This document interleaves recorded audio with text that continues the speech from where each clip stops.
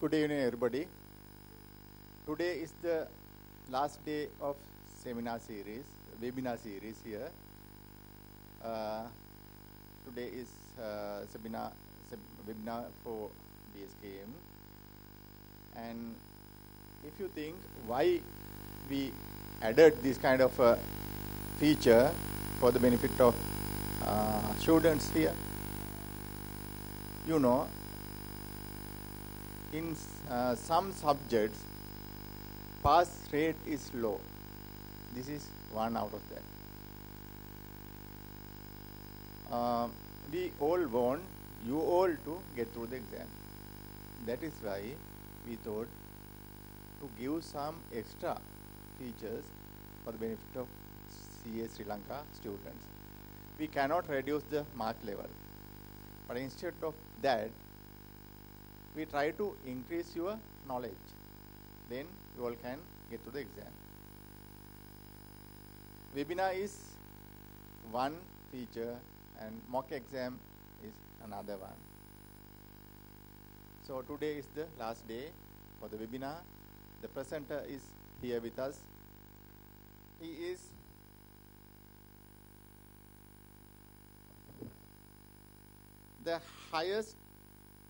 he has the highest achievement student award and the gold medal for his MBA first from the Edith Cowan University, Australia in 2011. He's a results-driven senior executive with over 13 years of industry training and consulting experience. He's a certified trainer from Ernst & Young, Middle East, and WNS Global Services, Sri Lanka and India. He was a visiting lecturer for ACBT for the Edith Cowan University, Australia, MBA and degree program. He holds MBA Australia, MA FE, University of Colombo, FCCA, ACMA, FCMA, CPA Australia, CGMA, Certified Six Sigma Green Belt, MSCS, Diploma in Psychology. His experience covers in Sri Lanka, USA, UK, UAE, Kuwait, India and Maldives. His achievements, a lot of achievements in 2 pages. 2 pages here. So I believe we have chosen the correct person to deliver this webinar. He is Mr. Mohammed Intikab bin Ali is here. I invite Mr. Ali to start webinar presentation. Thank you. Okay. Thank you, Mr. Dayananda, for that kind introduction. Right.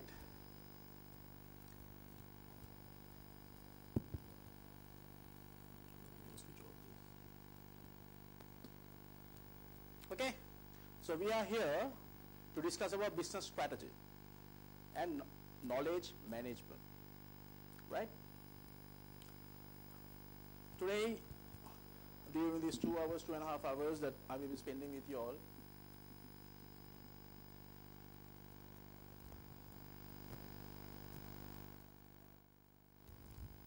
these are the areas that I just want to cover with you all. First, let me discuss the integrated learning outcomes expected from these 2 papers. Because if you take the historical pass rate, it has been very low. Less than, can you guess what's the percentage of pass rates? Pass rates? 30%. Right. And what are the challenges that you all think? What are the challenges that you all face in passing this particular paper? What challenges do you all face?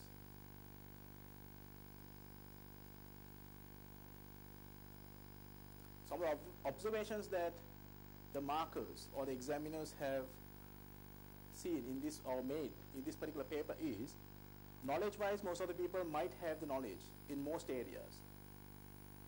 Okay? But the application of the knowledge, they lack that.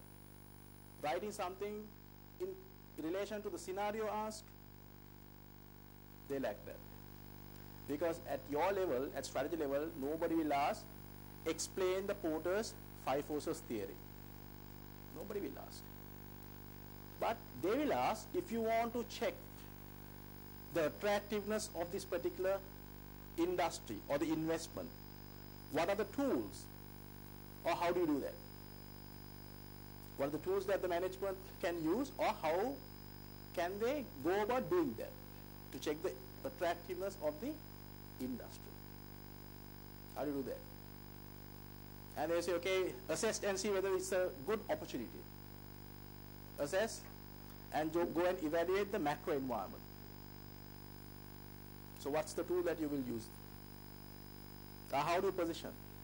And what is the strategy that they should follow?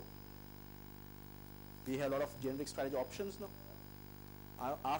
So they will not ask directly, okay, explain a generic strategy set out by Porter. No. They will not say that. Given the context, the background, what do you think the preferred strategy should be to pursue for this particular company? So you have to come up with your ideas. This is like solving real life case studies. It's just that the examiners are testing your knowledge within 3 hours. The way you think, the way you approach. Okay, so that is very important. In terms of knowledge, now if I ask, explain the diamond theory, the diamond model of Porter, definitely everyone will quickly draw and tell. And if I ask you to explain, very nicely it will be explained. If I ask a question, if I want to go tomorrow to Iran, what type of business can I open there? What are the advantages that I will have as a Sri Lankan company to go there? Then you get stuck. Okay, so that's the difference. In terms of application, that is very important. How do you make use of the knowledge that you all have got? The explicit knowledge from the textbooks, from the lecturers. How do you convert and apply in solving or advising managers and directors in making the right decision? How to help them, assist them. Okay, that's your role. So it's an advisory, consulting role that you all have to play at the strategic level. Okay, so that is very important. In terms of knowledge, you all must have learned this for the past 4 years, 5 years, 6 years. I don't think we have a problem in challenging your knowledge in that sense. If I ask you, these are the topics to write a book on strategy, you all will nicely write. A huge book, like 600 pages, even you all can write. Not a problem at all. Okay. The other thing is, it's important to go through the ILO, the learning outcomes, and your study text may not reflect everything in detail. At your level, you all have to learn through experience, you have to learn through other sources. That's the other thing. So textbook is not your all-in Bible, the Quran, or whatever you call it. That's not the end for everything. No, that is only a guideline, and they must have covered some topics in some context. But I'm sure they must have given some recommended reading, right? After each chapter. Or maybe when you enroll, they must have given, okay, recommended reading, please read these books, refer these chapters. So we have to do that. We have to have that discipline. Because when you want to resolve a real life example, if you don't know how to get about, what do? You have to ask somebody who knows, or you have to refer some source where you can get a solution. Similarly, this subject is also like that. Okay? So you cannot only rely on that 200, 300 page study text to do a very good job in the examination and to score more than 50 marks to get through. Okay? How many marks they offer? How many marks do they offer in this paper? 100 marks, right? But how much do they expect you all to get? Only 50% of that. But how many you all end up getting? Less than 50%, most cases. Why is that? Okay, so it's not the knowledge only, it's the application. is the analytical part, reasoning out. And sometimes in real life you will not have all the answers to all the questions that you would like to answer. Then what you should make? Your own human judgment. Make assumptions, make limitations. Similarly, when you are solving these, okay, what are the further information that you need? What are the assumptions that you have to make in recommending? So that skill also is very, very important. Okay? So keep those in mind.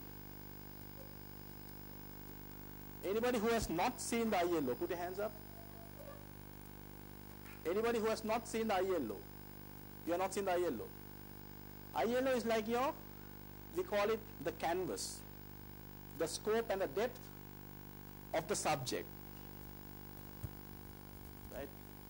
Okay, strategy is so huge, but then again we have to have a definition up to what point you want to go in terms of scope and up to what point you want to go in terms of depth.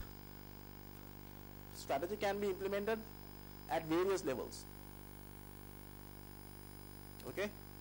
So if you know the ILO means, you know what are the areas to cover and how deep you should go and master yourself in terms of the subject matter. So that is very, very important. ILO will be your guideline. Okay? Right.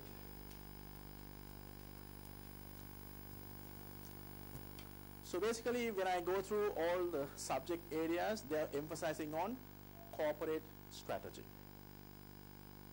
Right?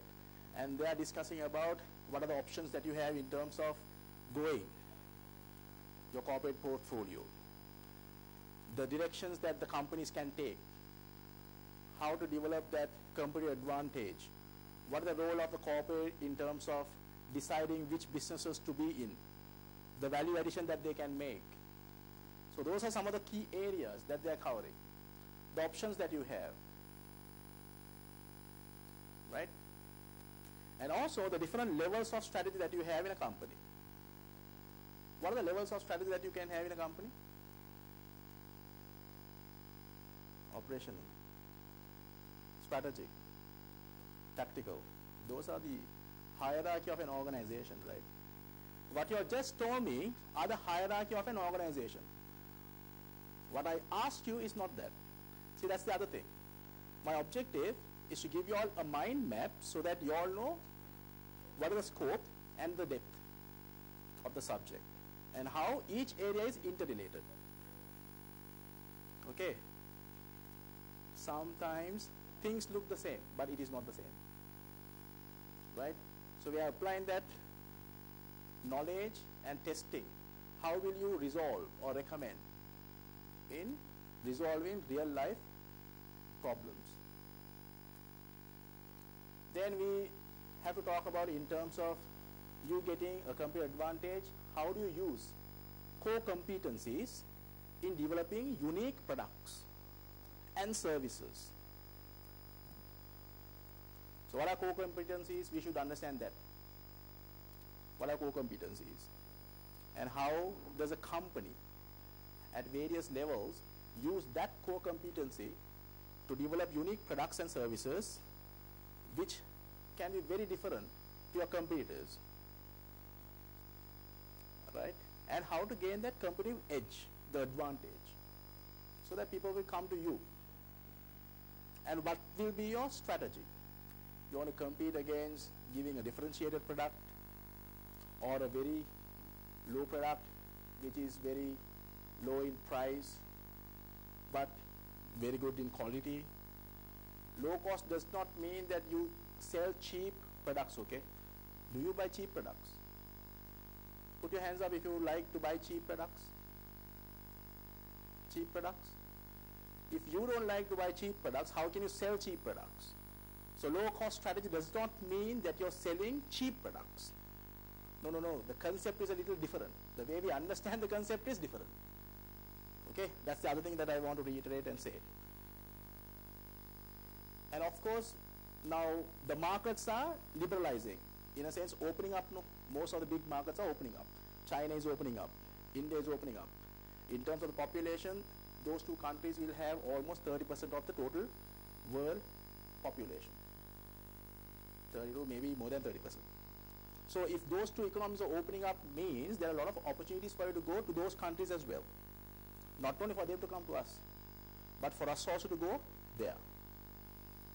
So then we are talking about going global or penetrating into international markets. That is also important, right? Sri Lanka is a very small market, 20 million people. What's the GDP? Maybe about 50 billion. $50 billion is nothing much. So in terms of the market, we are very small. In terms of population, we are very small.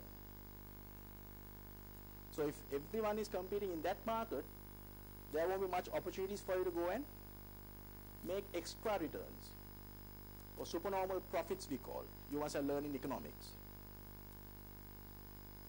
Right? Then you have to move out. Then we need to understand, how can you go overseas? How can you move out? Now, for example, Sri Lanka being a very small economy like this, Lamborghinis have penetrated into Sri Lankan market. Lamborghinis have come. Now very soon all these branded products will come.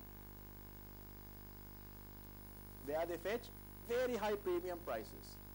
So what is stopping us going overseas with our products? We also have some unique products that we also can take.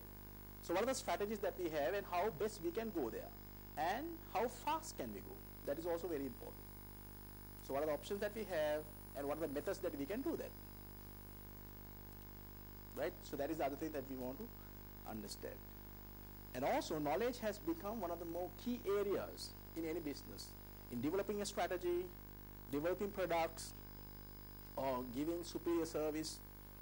Because intellectual capital, the knowledge that you have, it's very difficult to imitate, copy. Now, I can't copy the intelligence that you all have. No. Intelligence is not only what you know. Some things are there that you might have the ability, the potential, but you must have not realized it. Somebody has to come and probe it so that you can realize. So in organization also it's the same thing. Since you are working as an accountant does not mean that you know only do accounting. You will have so many other talents. But the management has to give an opportunity for you to come up, to showcase those talents, right? So it's very important to manage the talents that the people have. I read a very interesting book very recently. It says, when you recruit people, don't go for their experience only. Don't only go for their qualifications. Go for their talents. Talents means the skills that you have. The skills that you have, you can develop. Somebody has to be there to probe it if you don't know how to take it out on your own. Similarly, there are certain things. The knowledge lies with certain people of the organization. So when those people leave, the knowledge also leaves. It is as good as the brain drain. What is happening in Sri Lanka right now? A lot of qualified people are migrating, no, to Australia, England, New Zealand. So what happens to the knowledge base, the core competencies we call in Sri Lankan context? How can we compete in the global market? Very difficult. Why? Our whole talent has been moved out. Similarly, that can happen in the organization also. So knowledge management is also very important in terms of retaining the knowledge. That will help you in developing unique products and services where you can go and compete in the market. That is why it is included in your syllabus, managing knowledge. Okay, so that's the second part of the syllabus. Both areas have 50% each in terms of the weightings of the syllabus. And there are 6 questions in your paper, right? Am I correct?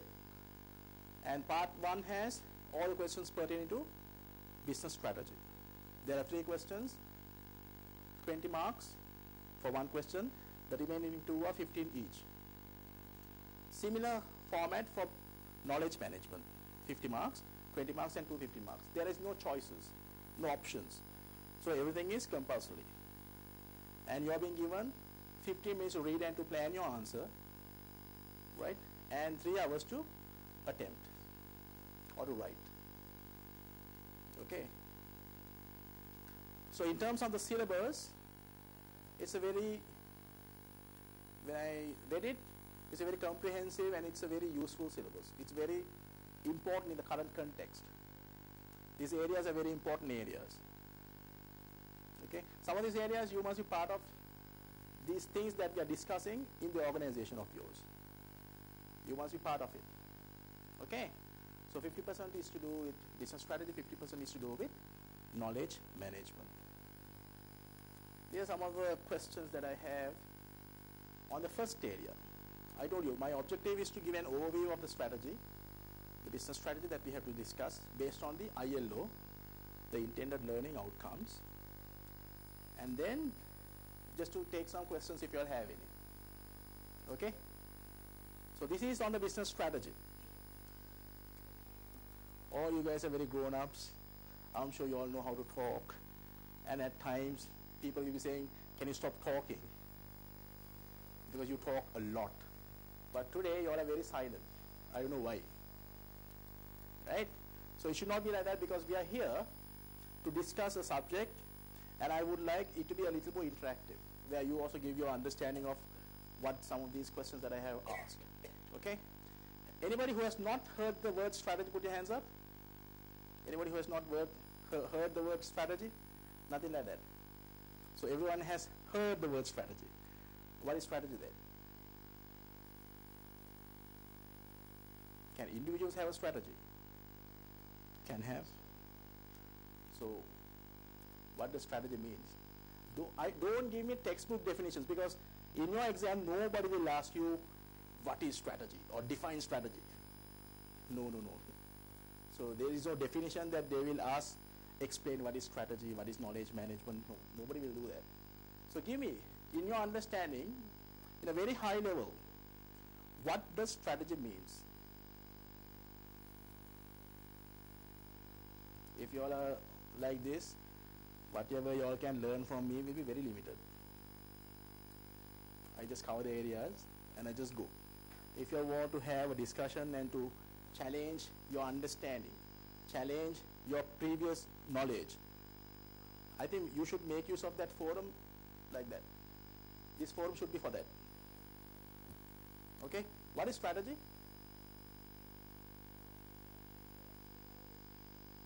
Our vision. Okay. I think partly I will agree. There is a course of action for you to achieve something in the long run. Okay? So if you want to achieve something in the short run or short term, what is it called? Is it called strategy? No. What is it called? Goals? No. If you want to achieve something in the short, the action plan that you have to achieve short-term ones, we call it tactics. Okay, those are the tactics. Strategy means more to do with a long-term perspective. Okay, and where can you think the strategy will fit in? What level of the organization? Can't hear. Corporate level, that's all. Then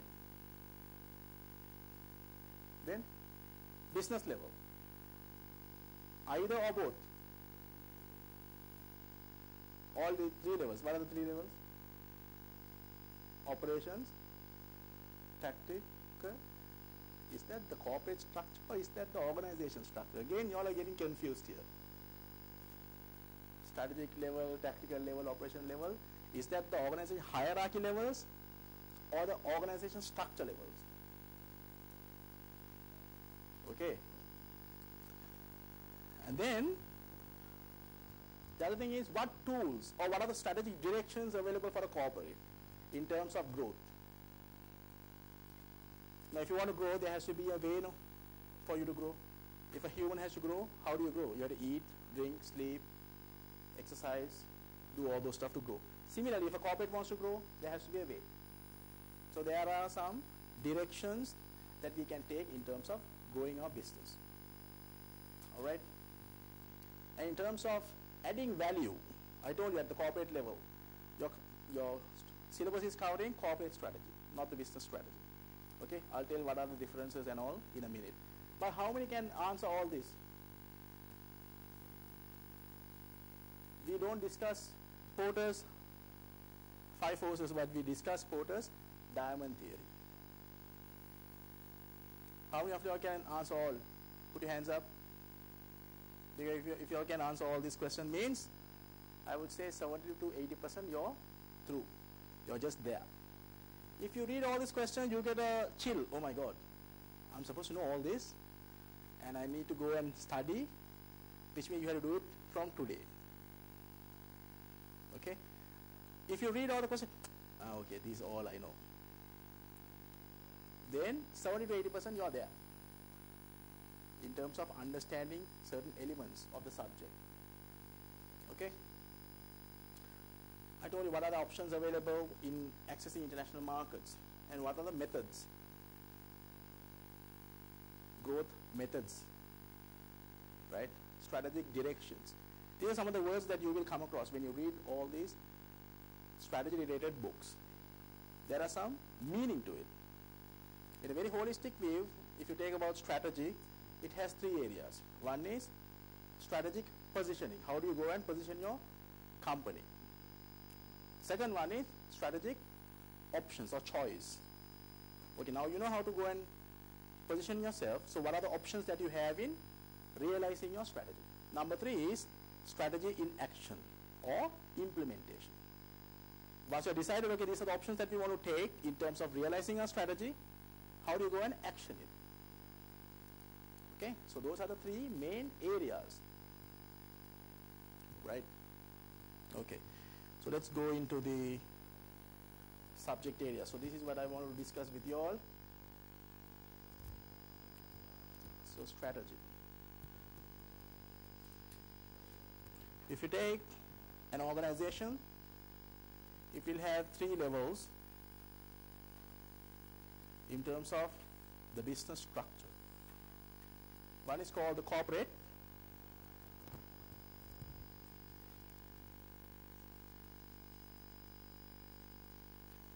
One is called the strategic business unit.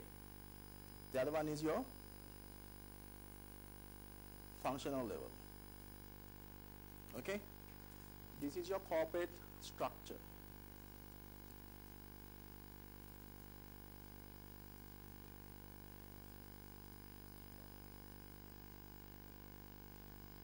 If you map the same thing to an organization level, now at the corporate you can have more than one company, no? For example, John Keel's. It's a diversified conglomerate. We need to understand what is a conglomerate. Okay, we'll come there. So it will have so many businesses. It will be in office automation. So this is John Keel's Holdings. It will have so many businesses. It will have hotels. It will have travel. It will have office automation. It will have projects. It will have so many other businesses. So all these businesses collectively is what we call the corporate. Okay? But if you mirror one of these companies, and if you expand this, zoom it, then you will have a structure again like this.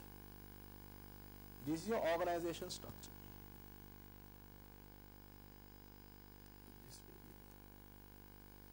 Okay? This is your. So all this time you all were telling me this structure. This is a structure that you all were explaining to me. The strategic level, the tactical level, the operational level. If you mapped the SBU, this is the zooming of the SBU. Can you see? So as the SBU level in the corporate, that in the organization it is the strategic level. At a corporate level, it is the second level. At the business level, it is your top level. These are functional heads. Head of finance, HR, marketing, operations, admin, transportation, R&D, IT. This is the last level of the corporate structure, but that is the tactical level of the individual business unit. Okay? Then the last level of the business is the operational level. Okay, so here we are talking this now. This is what your syllabus is covering, right? Not this. It is covering this. First you need to understand that. Corporate means that. Okay? And here the objective of this particular level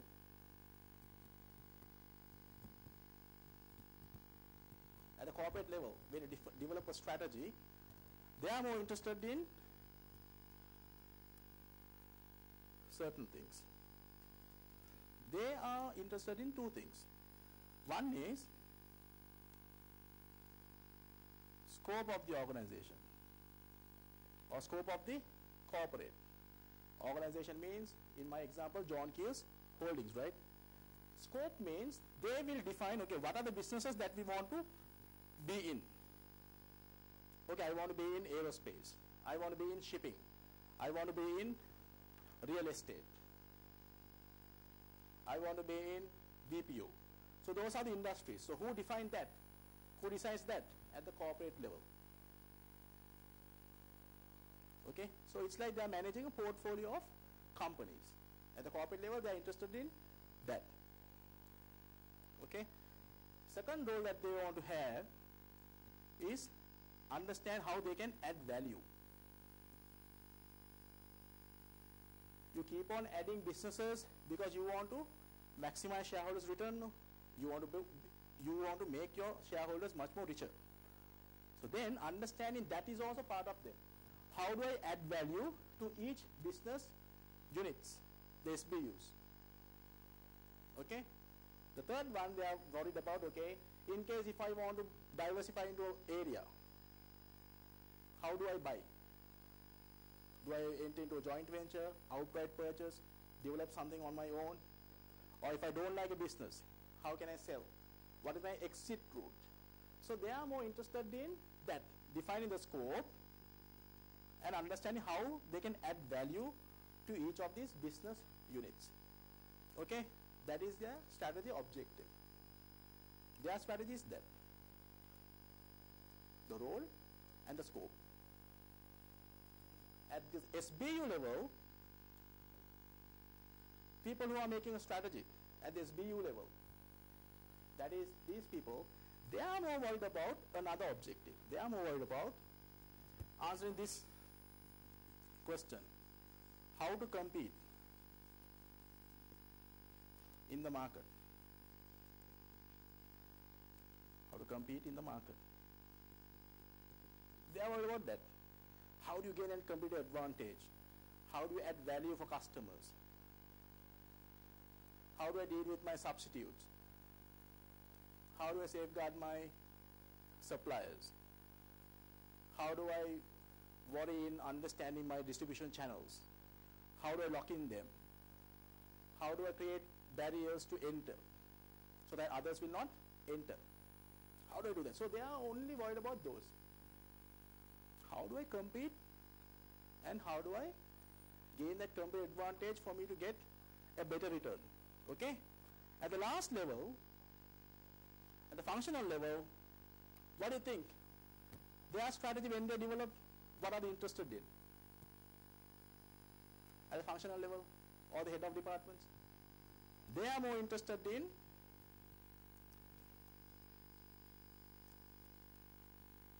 efficient and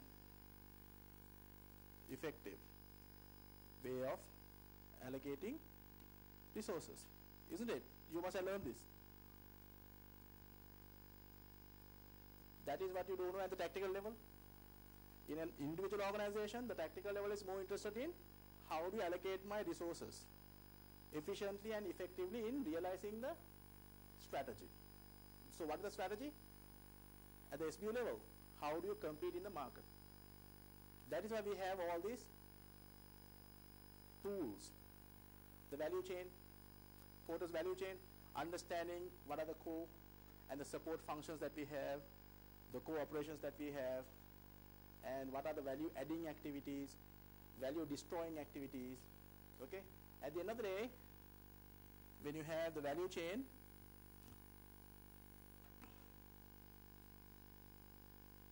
margin, okay, what is the objective of doing a value chain at the end of the day?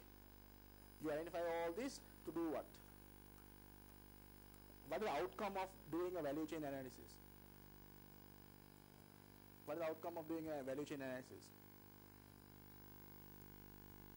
Why do you do it? Cost structure. Why do you need to know the cost structure? So that is one thing. The outcome of doing a value chain analysis is two. One is to find out how do you differentiate. How do you differentiate your products so that you can fetch a premium, or what are the ways in which you can reduce cost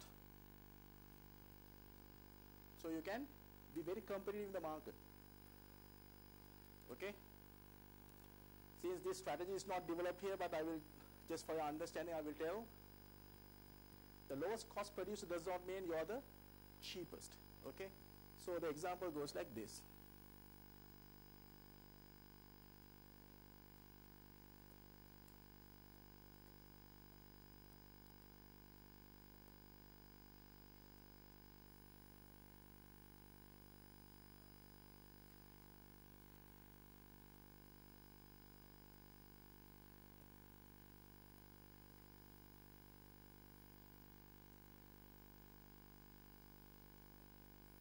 Okay, so these are different prices charged by the company. Whatever I'm putting a dot here, these are the cost. So this is the cost. So this is with your margin, right? This is your margin. Based on the understanding that you have, who is the cost leader in this particular industry? Put your hands up. If you say A, put your hands up if you think the lowest cost leader in this industry is A. Put your hands up. No one. B.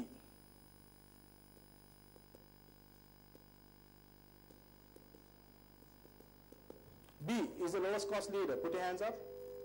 How many? 1, 2, 3, 4, 5, 6, 7, 8, 9, 10, 11, 12, 13, 14. C. C. No one. D. D. When you analyze the industry, the cost leader of this particular industry, who says it's D? Put your hands up. No one. Who says it's E? E. How many? 1. Only 1. Okay, there are no other options, but we have more than 15 here. All others, what do you all think? There is nothing like that in this particular industry? There is no cost leader in this industry? Is that what you mean? I don't know. How many say, I don't know? Put your hands up. No, it has to balance, no? You accountants, no?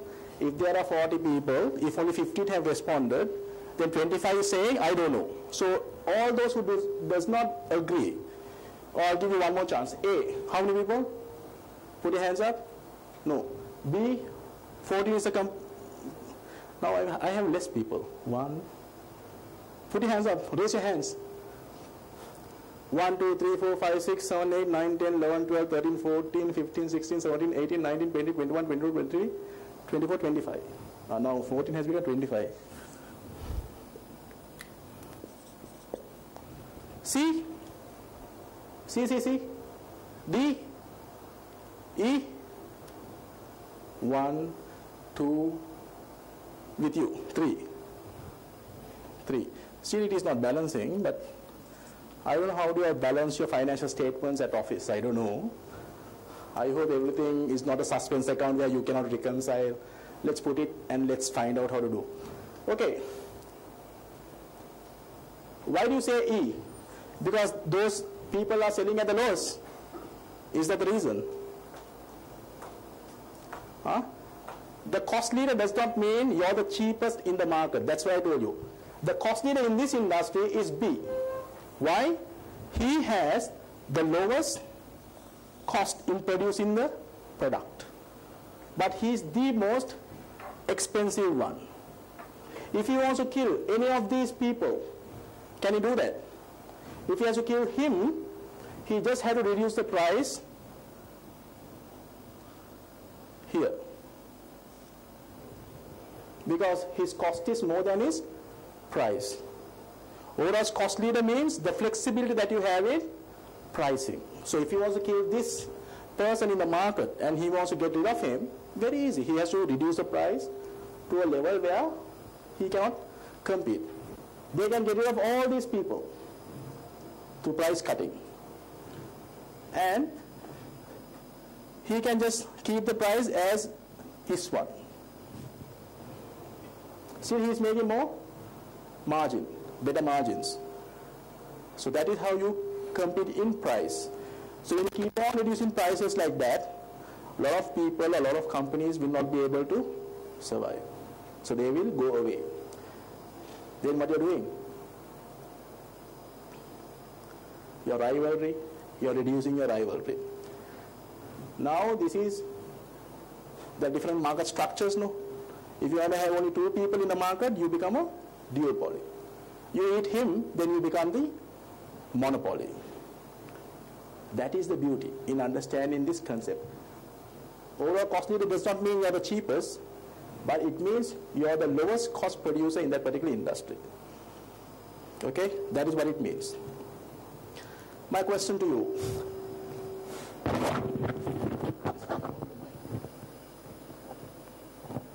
There's echo. Okay? How much will you pay to buy a watch? The maximum that you will pay to buy a watch, a wristwatch. Tell me a figure, quickly. Assume that you have a lot of money. What is the maximum that you will spend in buying a wristwatch? Nothing. You want everything free. Tell you. Okay, wristwatch nobody wears, no? A lot of people don't wear, right? Okay, how much will you spend maximum in buying a phone, a mobile phone? I want some numbers, quickly. 5,000. 10,000. What else? 30,000. Very good. Bidding up. You will have to tell a number, okay?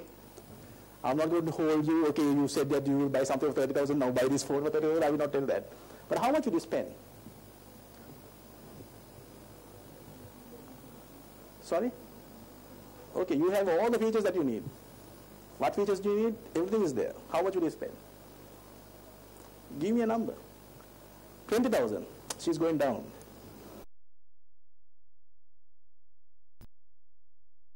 Exclusive product. That is what we call the differentiation. It is exclusive with other premium, even separate.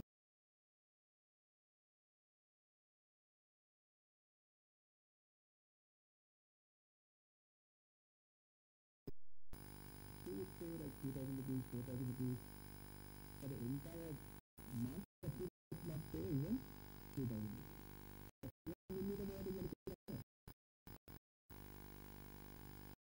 Right. So, starting with accounting, or where you pay the market, the accounting actually people or companies are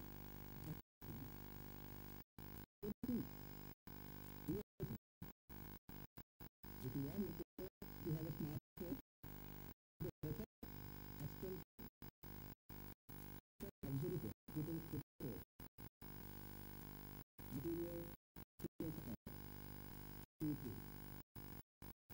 right?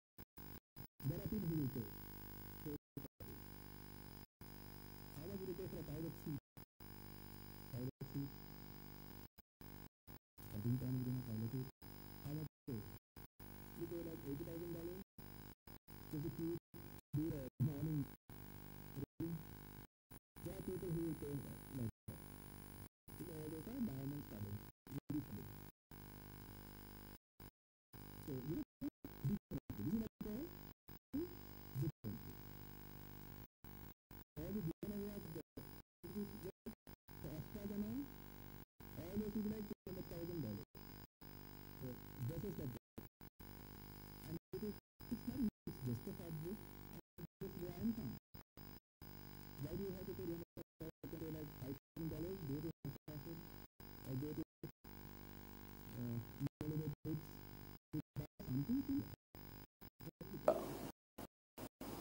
How much will you spend for a sari? 20,000? 5,000, 20,000? Will you spend 1 million for a sari? There are people. The thread are all actual 18 karat gold. There are people who spend like that. So when you're talking about strategy, you're being unique, different. So you don't have to always go with the price, okay, for a sari. The maximum you will pay is only 25,000. A sari for 1 million. No, you have to find those people. Find those designers who will design you exclusive stuff, but very, very expensive. So that is what we call niche. The generic strategy, the focus. One can be for mass market, the other one is for broad market. Sorry, the narrow market. Okay? So I'm talking about porter's strategy. So this is the focus, this is the overall cost leader, differentiation. It can be for mass market or a narrow market. If it is a narrow market, it's called the niche. If it is mass market, then you can have any. Okay, you don't understand. You think a little outside the box. You think. The strategy is all to do with that. Their right strategy, it is scope and the long-term direction of the organization. So how to achieve that competitive edge? How can you make unique products? By looking at your resources that you have and the core competencies that you have. Okay. Core competencies means what? Ability. That's why I told you talent is important, because that is your skill. If you are skilled, you can develop so many things. So this is why we say we are about developing core competencies. Core competencies means two things: your skills and your abilities of the people. Very important. Okay? When you do that, you can create things which are unique, which can fetch extra premium, or you can get some phenomenal profits. And there are stakeholders, anybody who has an interest in your strategy or your business. Strategy means basically your business. So you satisfy all of them. Right? So that's why it says fulfilling stakeholders' expectations. Stakeholders are very important, right? Yesterday I covered stakeholders can be mapped to a Menlo's stakeholder matrix, and all stakeholders can be categorized into a framework called ICE.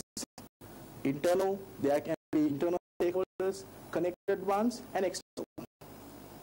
Okay, so you have to give everyone expectations. Otherwise, it's difficult for you to sustain. You can grow, but you cannot sustain. Sustainability is very important.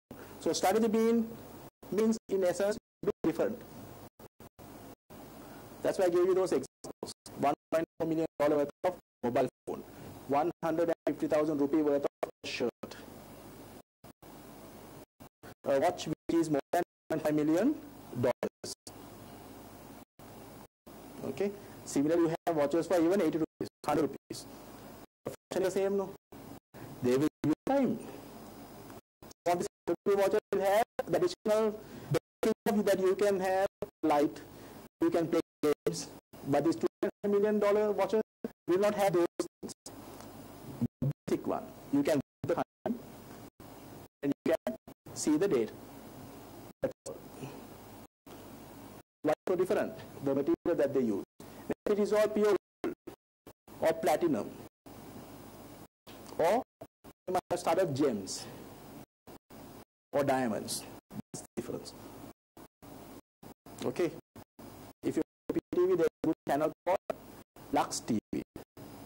L-U-X-E. The Lux that you apply. Lux means in French luxury. You go to the and see. For some rooms, they charge about $20,000 a room night. Whereas we want to pay like $40 and go and spend spend weekend and come. That's it. So there are people like that who spend to $20,000, $100,000 just to spend a night. Hotel room. Yeah, we will do that. Can we earn $100,000 in our entire life? Is a question mark. Okay, so think differently. Don't only think about the Sri Lankan context. Not only Sri Lankan context. If you want to know examples, you have to read what is there and what's happening elsewhere in the world.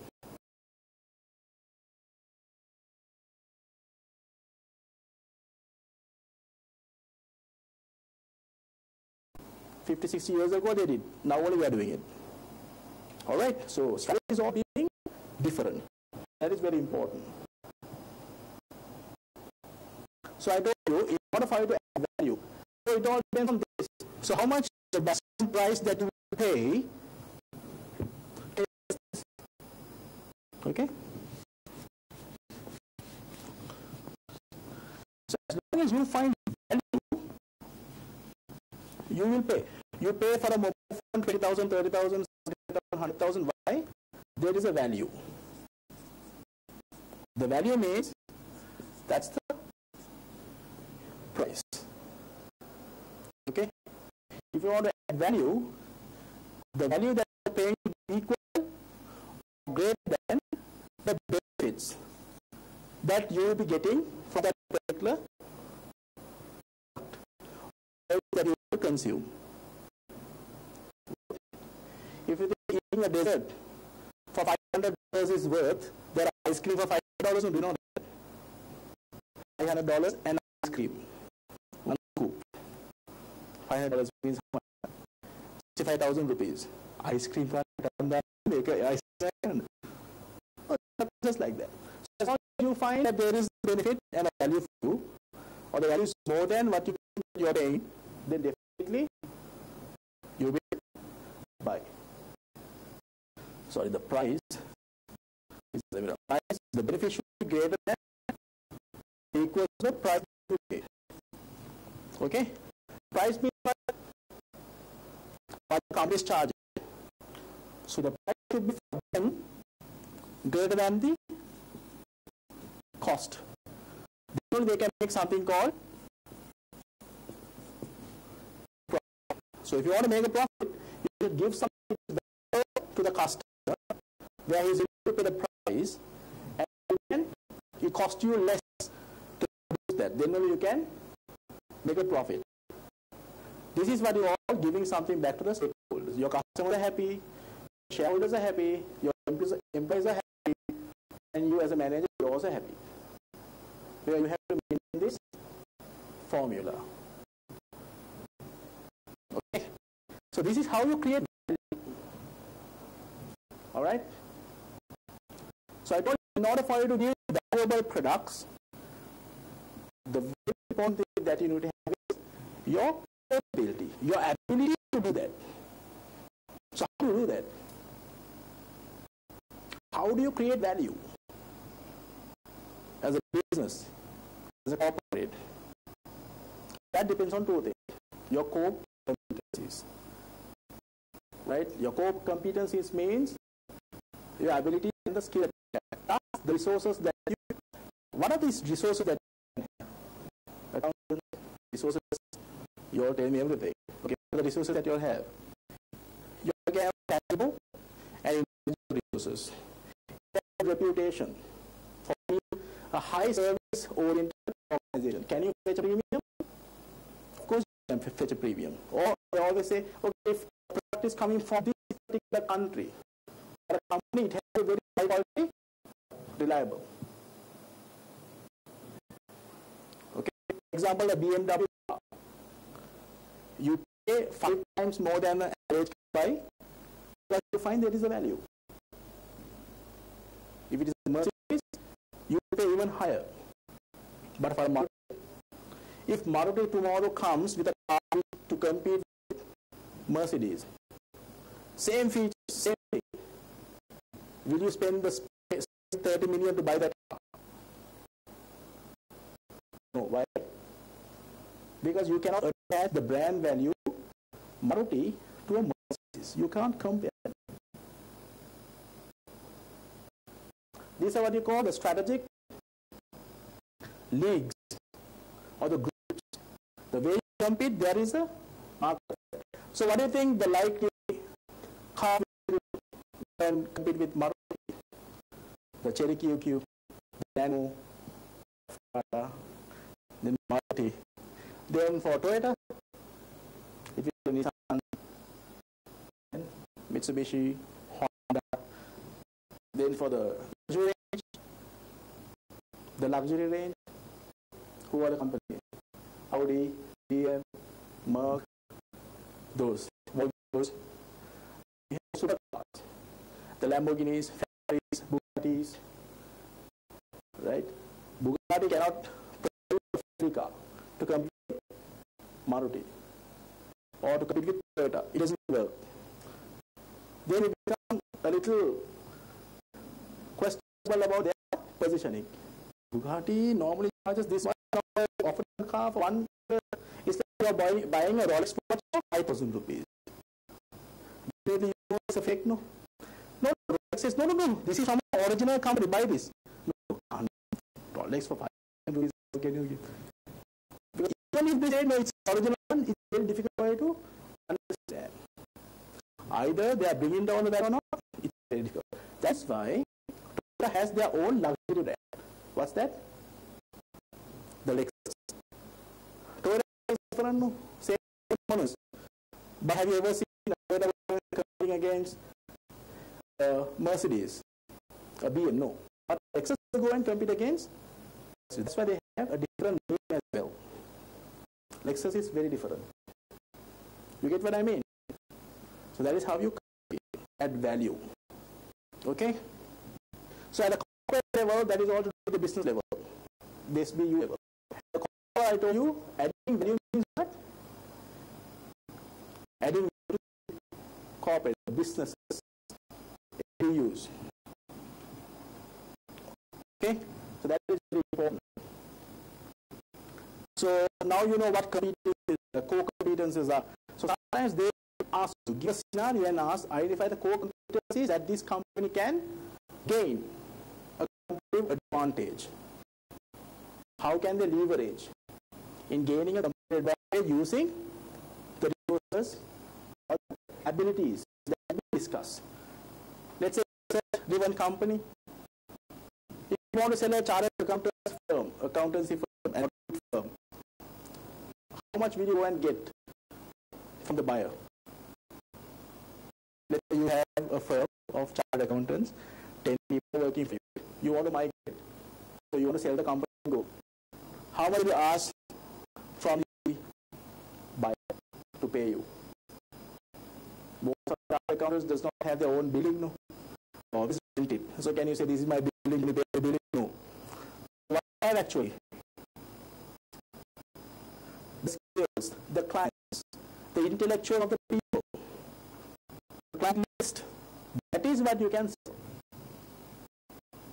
So actually you're selling your skills, abilities. You're selling your core competencies, right? Think about that. If you're an aeronautical engineer, what can you sell? Skills and abilities. Now you have to see how you can get together and create value. So there are a lot of chartered accountants. You can add value for customers by advising them on certain things. How to account, planning, or in small projects, or bidding mergers and acquisitions. That is how you can add value. First, and then you are trying to add value. Okay. So when you try to do that, these are resources typically that you will have in an organization. You have physical resources and you have intangible resources. Your reputation, your brand name, your brand quality, all that is part of your intangible resources. I don't have to tell about that. You all know it. Right? But now we have to see how to make use of those to get a competitive advantage, to compete in the market. That is very important. Sometimes you will have financial resources where you have access to most of the instruments which are available to you in sourcing your business. We talk about a partnership. We have limited access compared to a corporate company, right? A corporate company can issue shares. A partnership can issue shares to public. They can't. So they have more access to financial resources. Or even physical resources, as IT. Banks. Most of those banks have automated teller machines, internet banking, mobile banking. So that is how some of the banks have developed their competency in terms of providing excellent customer service, 24/7, uninterrupted customer service to the world. If you are in China, it's okay. If you are in US, it's okay. You call us anytime, we'll help you. That's why customer service are 24/7. There's no holiday. Okay. So these are the list of all the resources that you can have, the tangible resources and the intangible resources. And this is a very important resource. Not all human resources are important. The right resources are. Understand? Not all human resources are. Human capital is the most important. No. The right capital is. Right resources are the only important resources. Not everyone. You will have 1,000 people, but not all 1,000 people are important in the same way, because they have different capabilities, right? So if we have a good trained employee, experienced employees, or the loyal employees, and they're very open, they can adapt to change fast. What is your ability? You can produce unique products and services, whereby you can gain a competitive advantage. Okay? So these are the resources you have, the characteristics that you can get, and some of the indicators that you can have. Okay? If people are loyal, knowledge transfer, the knowledge, losing knowledge because people leave will be minimum. If people are so loyal, they will be there for you. And if they have leave, they will train somebody and go. So you can continue your business. If they are not loyal, they will ensure others don't do a good job when they leave. They want to ensure that they fail. Okay, so it's very important to modernized resources. Right? These resources, sometimes for certain businesses, you need resources, both tangible and intangible, for survival. For example, for an institute, what are the tangible resources that you need to have if you want to run an institute? You need to have a place. You need to have tables. You need to have electricity. You need to have facility and then lecturers. That's minimum, no? But what are the things that you will have? Some of these lecturers can be very people, students, who have to come and learn from. So you have an institute where all these people come to teach, then that institute becomes the institute. So that is the resource. Yeah, there are so many lecturers, but not everyone has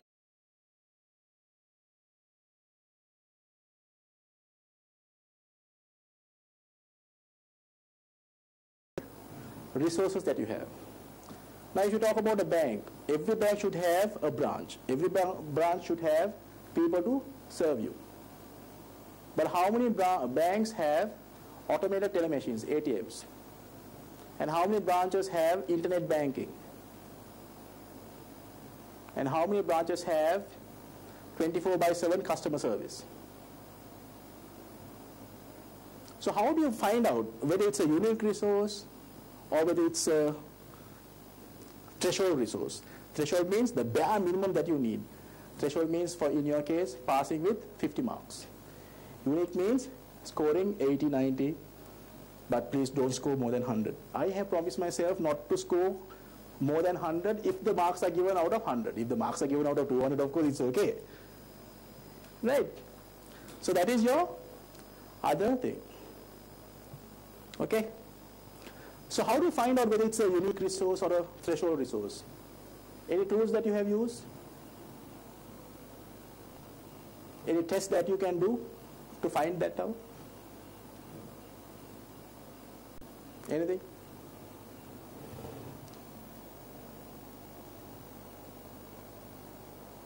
Okay? So in order for you to find out, there is a framework called VRIN. VRIN.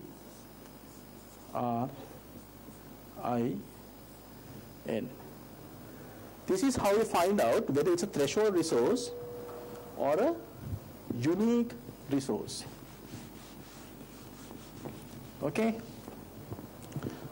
One thing, the resource that you have should be valuable.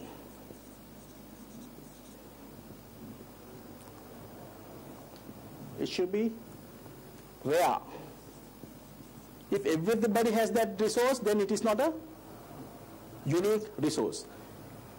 And you have resources, but they are not valuable to you. Then it cannot be a unique resource for you. Okay? Everyone has it. Inimitability, which means it's very difficult to copy.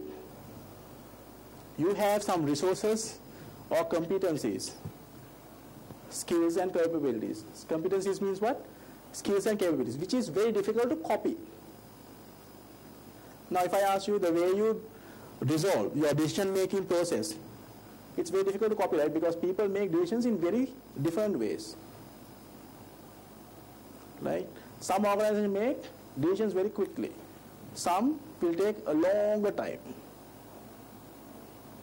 So that is embedded with your culture, right?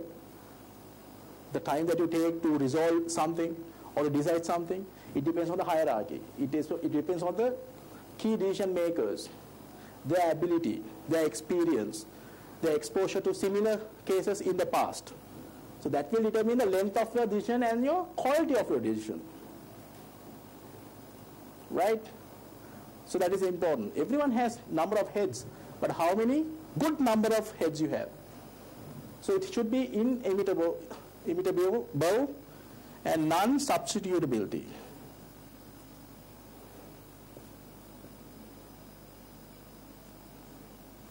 So this is what we call the VRIN framework.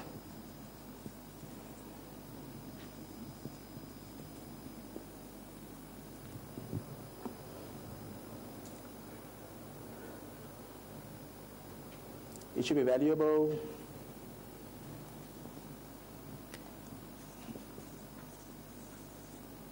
It should be valuable, rare, very difficult to copy, and non-substitutability. Very difficult to substitute. If you have all this, if you put all your resources and competencies, and if the answer for everything is yes, yes, yes, yes. Is it valuable? Yes. Is it rare? Yes. Difficult to copy? Yes. Difficult to substitute? Yes. Then you have unique resources and competencies. You have unique resources and competencies. That is the one is called the core competencies, which will give you an advantage to go and come up with unique products and services in the market where you can compete. Okay? So core competence is one of the key areas that you have been tested. Because if you have the right resources, I think you all can come up with, you can do wonders. Anybody who has read the book called Good to Great? Good to Great? Jim Collins. You also start reading also now. It's a discipline. In that it says, right people are very important. You have to get the right people in the right seats. Then only you can achieve greatness. You can make your company a great place. So people are very important. The right people are. I'm always stressing, the right people are. Okay? Right?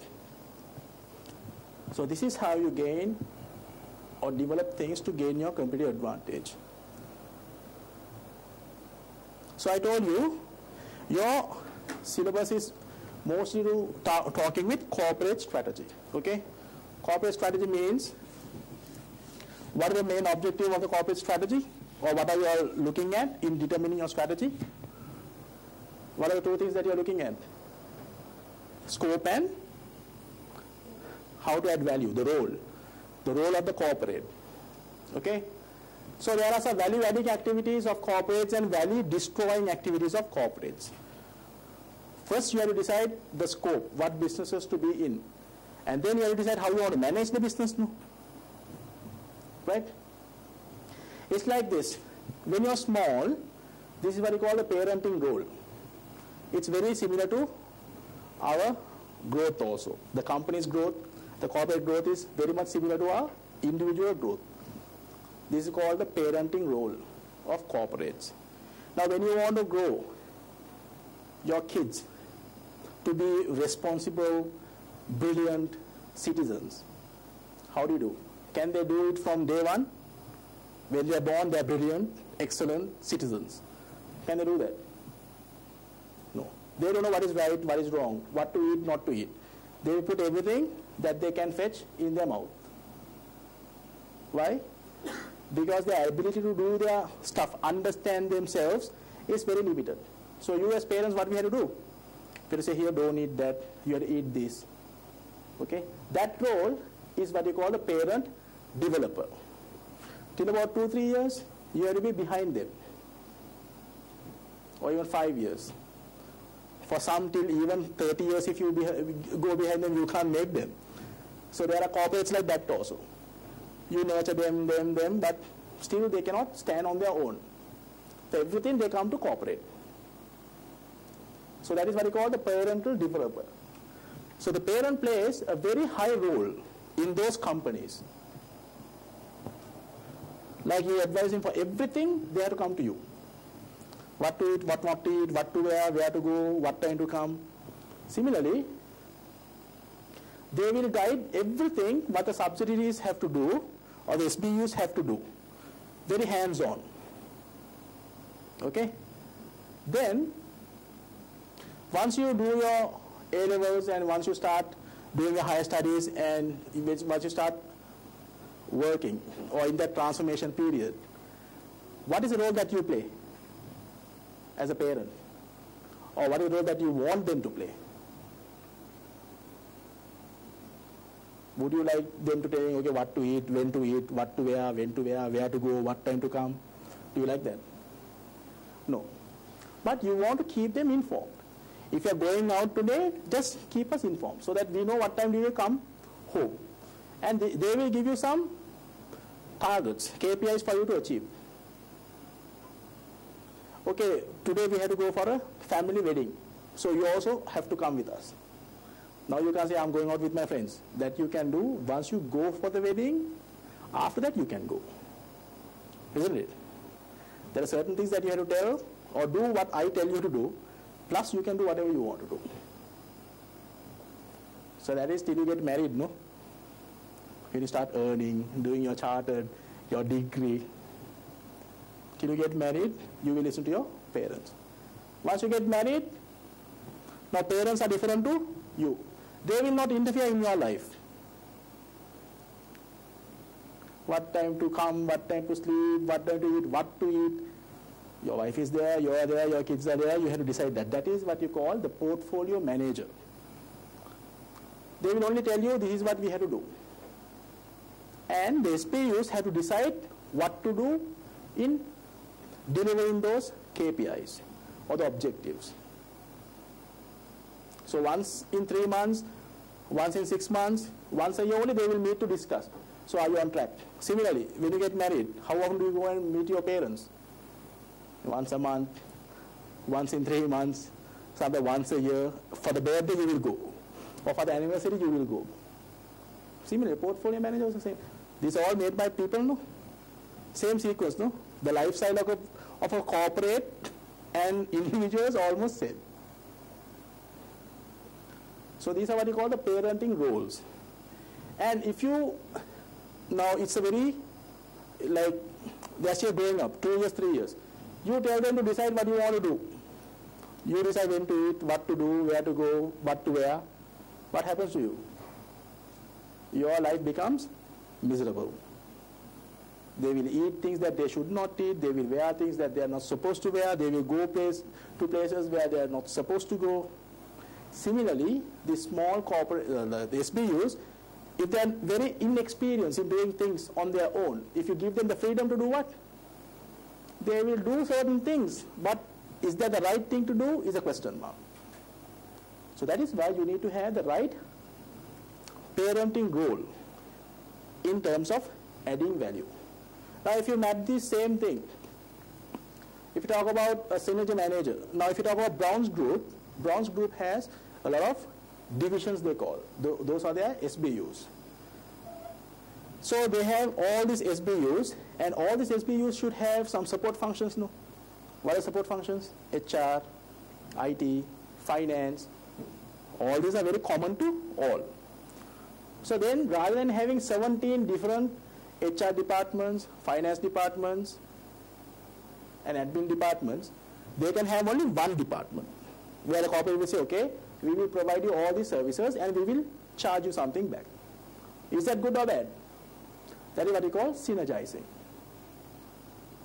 You look at across all the companies, because at the corporate level you can see, all the SBUs that you have. Then you say, okay, we all have common things that we all need. Okay, I will provide you the common thing because we can gain economies of scale. No? When the output becomes up, the cost per unit becomes low. So we can gain. As a group, we can gain. So that is that role. So the corporate is playing a little bit of parenting plus a little bit of operations also. In terms of functionals, they are providing some functional service. Okay? So if you talk about portfolio, all the business units, the divisions, will act as individual companies. If you talk about John Keel's, they will have individual hotels, real estate companies, where the corporate will not get involved in managing them at all. You manage on your own as long as you meet and deliver our strategy, our objectives. If you meet, we are okay. If you need any help, let us know. As long as you're on track, we will not interfere in your affairs. Okay, so these are the roles that you have. So sometimes, if you're at this level, you might need envisioning, or even at any level. Sometimes SBU has grown, but they don't know how to grow further. So they need a vision. They can't think beyond, but they know. So they might go to the parent and ask, okay, now let's discuss what we can do. Because our markets are saturating, or they are matured. Now let's move into other departments. So likewise, now the corporate will tell, okay, let's go to overseas operations. Like most of these banks have gone overseas now, no? Right? To the Middle East, to Maldives. Why? Because of Sri Lankan context, the market is almost full. We have 20 million population and we have how many banks? I think 30 plus banks, only commercial banks. Then we have savings. Then we have development banks. Then we have leasing companies, finance companies, factoring companies, separate. So if you add all that, we have so many financial institutions. And all the institutions want to grow every year. No? Can you grow like that? Difficult. Then you have to look for other options. Right? So that is what's called envisioning. And sometimes you have to coach and facilitate. You take the key people and then you have to coach them. Give them corporate roles sometimes. Or give them a portfolio. Sometimes the individual SBUs, if you have, let's say, 15 SBUs, now you cannot control all 15 SBUs, no, very difficult. Then what you can do is, one option is group them, like cluster them. We call clustering. Take few companies and make one cluster. Then you will have one CEO who will look into this cluster. And then another CEO who will look into this cluster. All this is part of managing your portfolio. All this is part of your managing your portfolio, how you want to manage. When the group grows, it becomes very difficult to monitor and control. If you have 2 kids, easy to manage. If you have 10 kids, I don't think any of us will have 10 kids, but if you ask our grandparents and all, they have 8, 10, 9. Sometimes they don't know who is born when. If you ask them to list from 1 to 10, I think he is first, he is third, second. Confusing, no? Difficult. And whose birthday? Whose birthday? Why your second kid? What's his name?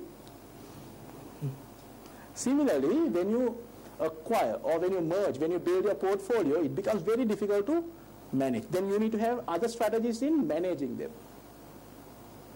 And see whether it really fits. If it is not fitting your overall strategy of your scope and you can't add value, right, then you have to let go of those business units. Okay, so we learn that, how to develop them, how to direct them, and then what are the methods that you have in developing your SBUs. Okay, so some of these value destroying activities are that sometimes you charge everything from head office to the SBUs. Everything. Because the corporate is not actually generating any revenue. No? They are only holding investments, right? So they are not selling or buying anything.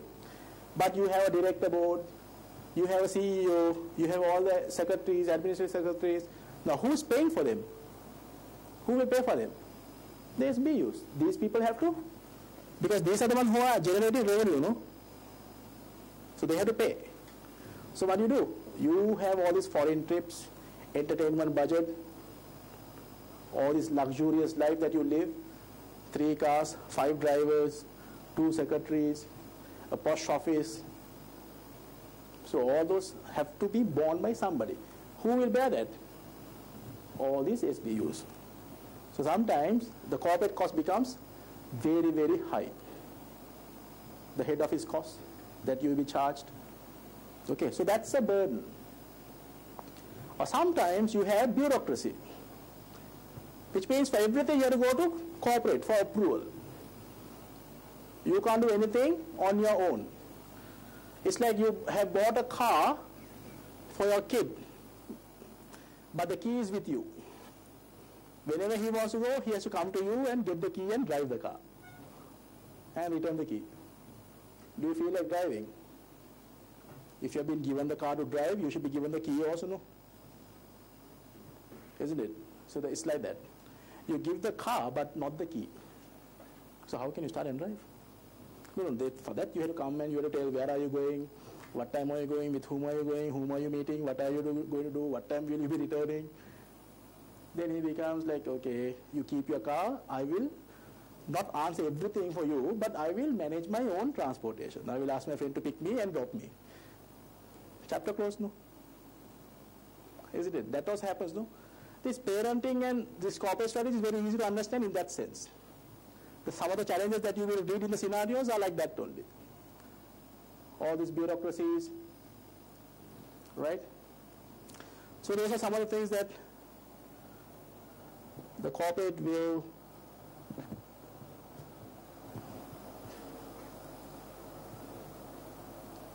have.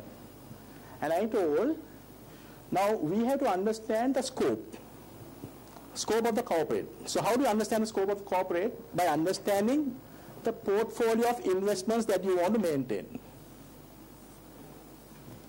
Okay? At the corporate level. So how do you do this? You understand which businesses to be in and which businesses that you want to exit. No? For that you can use the BCG matrix in understanding the portfolio that you want to maintain. Right? So I told you the scope defines what are the new business areas you want to go, or the business area that you want to exit. So anything to do with where there is a very low growth potential and relative market share, you don't want to be in that business. So you want to exit that business. So what do? You sell this business and you invest in a star. Or you invest more in star so that it becomes a cash cow for you. Okay? The moment you introduce a new business, either it can become a star, it can be successful, or it can die fast. Like the Apple iPod. It was introduced very new, no? It is not a corporate, but I'm talking about a product. How many people embrace? A lot of people accepted the product. It became a star. iPad, iPod, iPhone, right? Now most of those products will be cash cows. They must have got the investment back. Now they're just generating extra cash for them so that they can invest in some other things. So now they will come up with a new product. So all the product, the cash that you have, excess cash, you have to invest in introducing new things. Similarly, at the corporate level, you generate that much of profits. No? How do you generate profits? By increasing your shareholdings, by increasing your value of shareholding. So if you have excess, what do? You have to go and invest in other companies, right? Holding means that, no, you go and buy shares of a company. Not that you have to set up a building and you have to do that. You can do that also. If you have to get rid of a company, you have to sell the shares of that company. If you want to buy a company, you have to go and purchase new companies. Okay? Unless it's not a listed company. Then of course you have to start scratch. Okay? So these are some of the roles that I explained. You can just understand what the role is. So the parent developer will understand the capabilities. So they have their expertise how to manage this particular business. So they will put their expertise. So it will be more hands-on. They will say, okay, let's do this. Let's develop a strategy for you. Then slowly they will start training the management and they will leave. Right? Similarly, synergy means, I told you, they will look across the board. Okay, what are the value that we can add? Let's do something. The last level is the portfolio manager. Right? Sometimes they are not the experts to do, so they will ask you, SB, okay, you run your own business. Even though we are the owners, we don't know how to run it. So you run the show. It's just that you have to give these returns to us. That's all. If you meet the criteria, we will not interfere in your affairs. So BCG matrix is one such tool that you can use in determining how to maintain that portfolio of your scope or the companies. So that is one of the tools that you can use. Okay? Any questions? Right? So first we have to define the scope. So the scope will be defined by looking at the BCG matrix. Which businesses you want to be in, which are attractive, and which businesses you want to go out. Similarly, I told you, sometimes you have to expand your business overseas because your current market that you're operating is saturated. It's not growing, no potential. Or you find it's too small for us to be in. Like Etisalat, Airtel. All those are big giants, right? They are competing with whom? Mobitel, Dialog, which are local companies. When they couldn't do that, they had to go for international help, pumping investments and all, because they had to find money, no, to compete with those global giants. Okay? So then, first we need to understand, if you want to go international, what is driving you? Is it the domestic market which is full, which is driving you? Or there are good openings in the external international markets because they have opened the economy, so that is driving you? Or you think there is a good potential that you can go into other markets? Similarly, now when the foreign universities came to Sri Lanka, what is stopping us going overseas? We also have our own universities, no? What is stopping the Sri Lankan universities going out? What is stopping the Sri Lankan chartered going out? Like the CIMA from UK has come here, no? ACCA from UK has come here, no? So what is stopping chartered going overseas? So you have to find the international drivers. Now I was told that we have an office in Qatar. Why?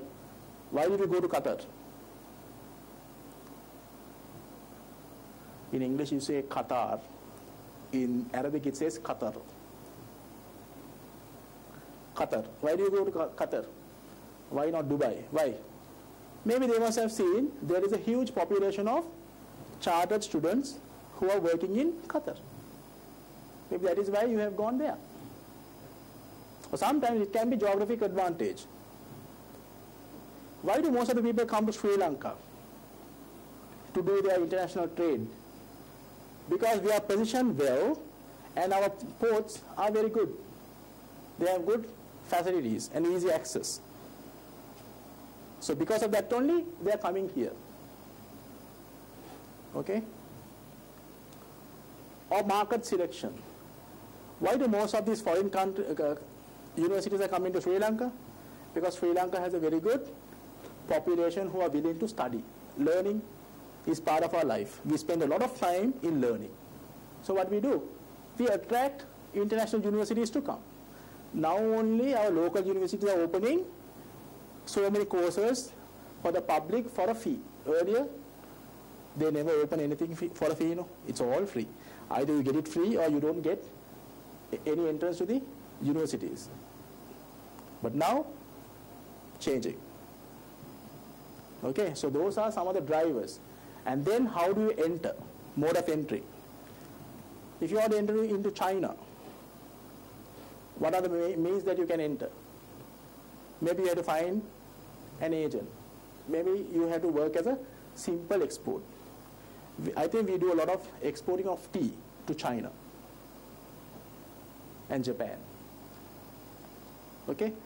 So you have to understand what is the mode of entry, the distribution channel that we can access. Do you want to open your own subsidiary? That is what we call a greenfield investment.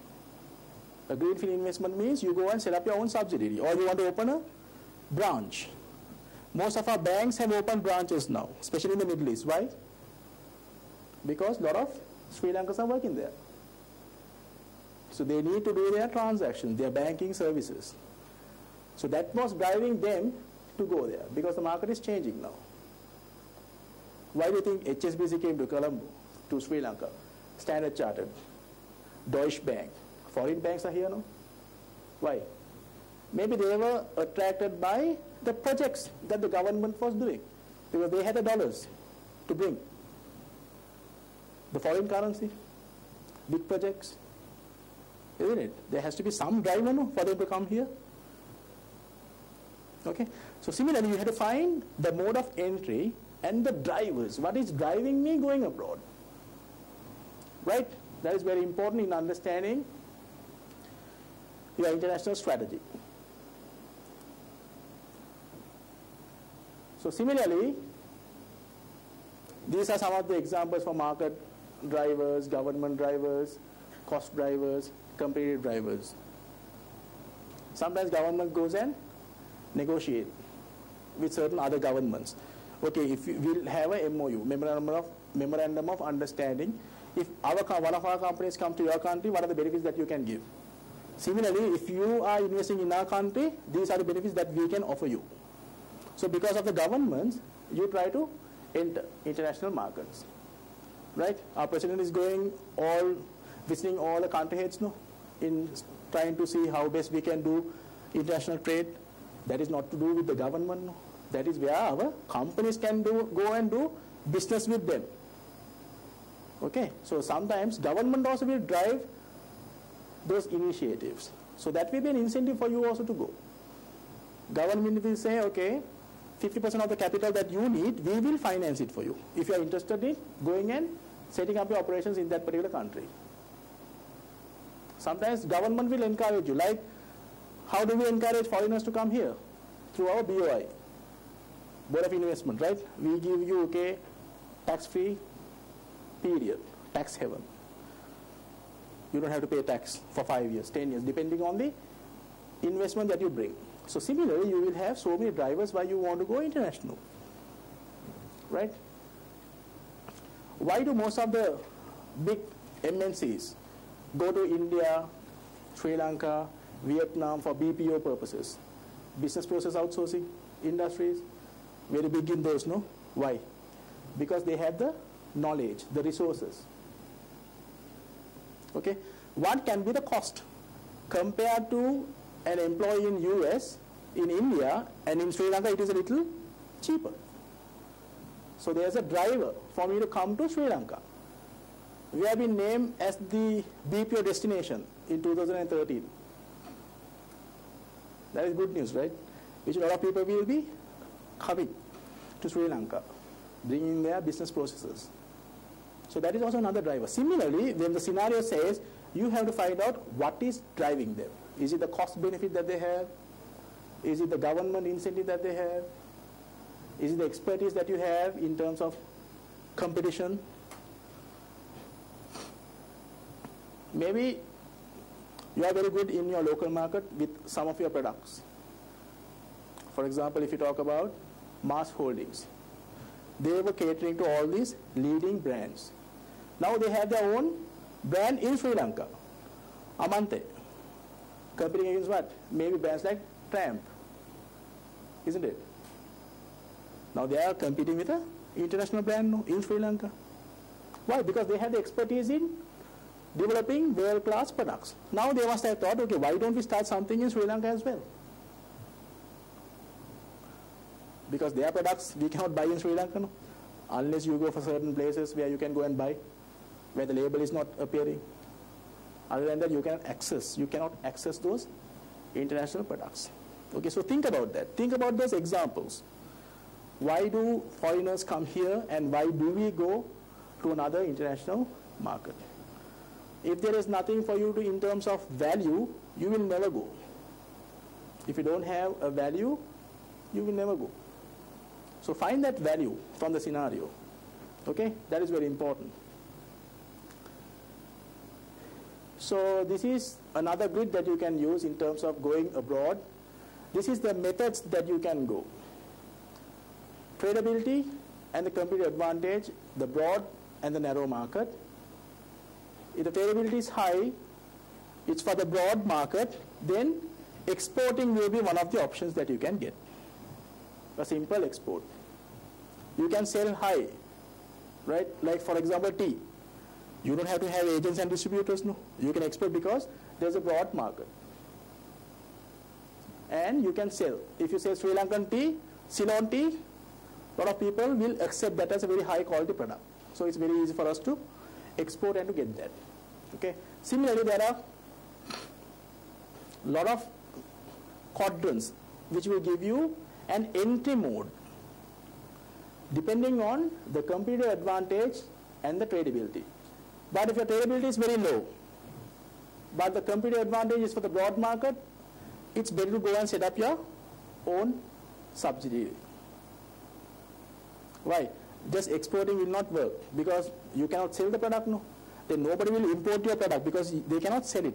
Then you have to set up your office and first introduce your product, do the marketing, do the campaigning, advertisement, make awareness, and then they start recognizing your brands.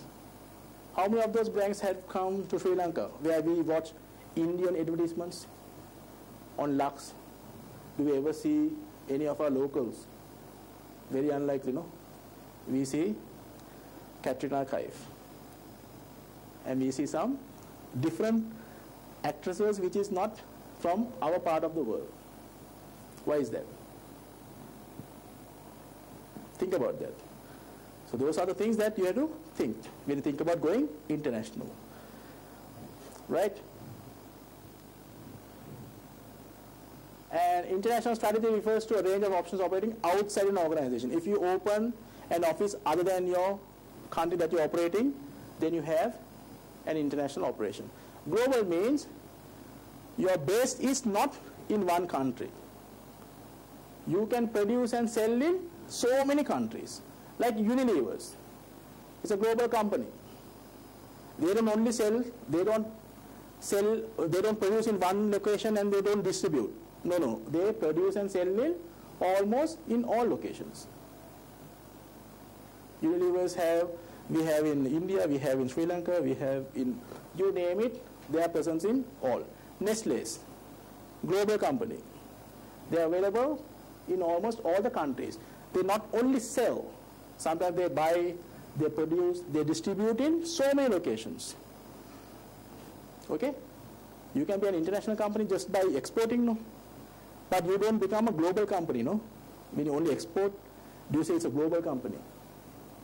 Simple exports. Your products are available in a lot of countries, but that does not mean that you're a global company, because you will not be recognized as a global company. You will be like an international company. Okay, so that's the difference. You need to understand salient features. And in order for you to go abroad, like the way we understand the Porter's five forces to understand how attractive the industry is, similarly, if you want to go international, Porter says you have to look into these four things in terms of understanding whether you have a competitive advantage to go overseas. That is very important. Okay, now we are talking about going overseas. One thing is firm strategy. So if you are a firm which has a very good strategy, a structure, which means you are better than the competitors, no? That can be an advantage if you even go and compete in the international market, because you have a good strategy, you have a good structure, which means you have the right people at the right place. So you can operate in Sri Lanka, similarly you can go and operate in India also. You will not have a problem. Right? The other thing is demand conditions.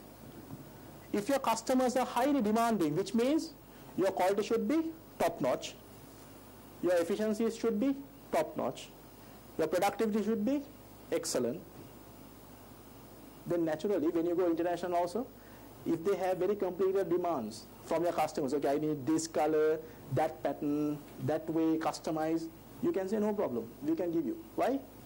Your domestic customers are also very demanding from you. They will not pay a single cent if you don't show value. Then naturally it becomes an advantage when you go overseas also. Because in overseas there will be companies who are in the infancy stage. They are just trying to get there. But you have already established. Your demands are good. Your customers knows exactly what they want. Right? For example, when the first mobile came to Sri Lanka, customers had to pay about over 100,000 at that time, in the 1990s. Does the customer go and demand, no, this mobile should be smaller, it should have more features, why should I pay 100,000? No. They just have to accept it. Why? That is a new product which is not in the market. Nobody is offering in the market. So that is something new. But now if the company is doing the same thing, will you guys ever buy that? That type of a mobile for even 1,000 rupees? No. Why? Because now your demands are high. Now all the mobiles should have the Wi-Fi connectivity. It should be a smartphone where you can access the internet. It should be a color screen. It should have touch. But the price should be very less. That is how we have grown in our demand conditions. Right? You get what I mean? So now if you want to introduce a mobile, even overseas, the same demand conditions you can meet in markets where the demand is still growing. Still they are not exposed to this type of products. For example, today, do we have customized Lamborghinis?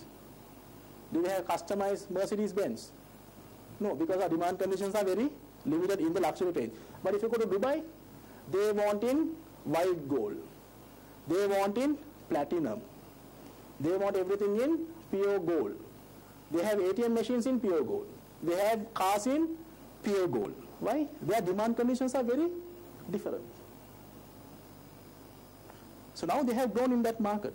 But Sri Lanka is still growing. Still we don't customize our seats, no, putting your name as initials. But in the US market, customizing all these high-end products or even high-end vehicles are norms. So if they want to come to Sri Lanka, they will say, okay, you want to customize, I will do it for you. No problem. But if you go to an agent here, can't emboss your name, no, difficult. Why? Still we are not geared to that demand. You get what I mean? So when they come here, they can already do that because their customers are demanding much more than what we are demanding right now. But in terms of education, we demand more than Ethiopia. Isn't it? So it's all comparative. So he was talking that only, demand conditions. The other thing is support industries.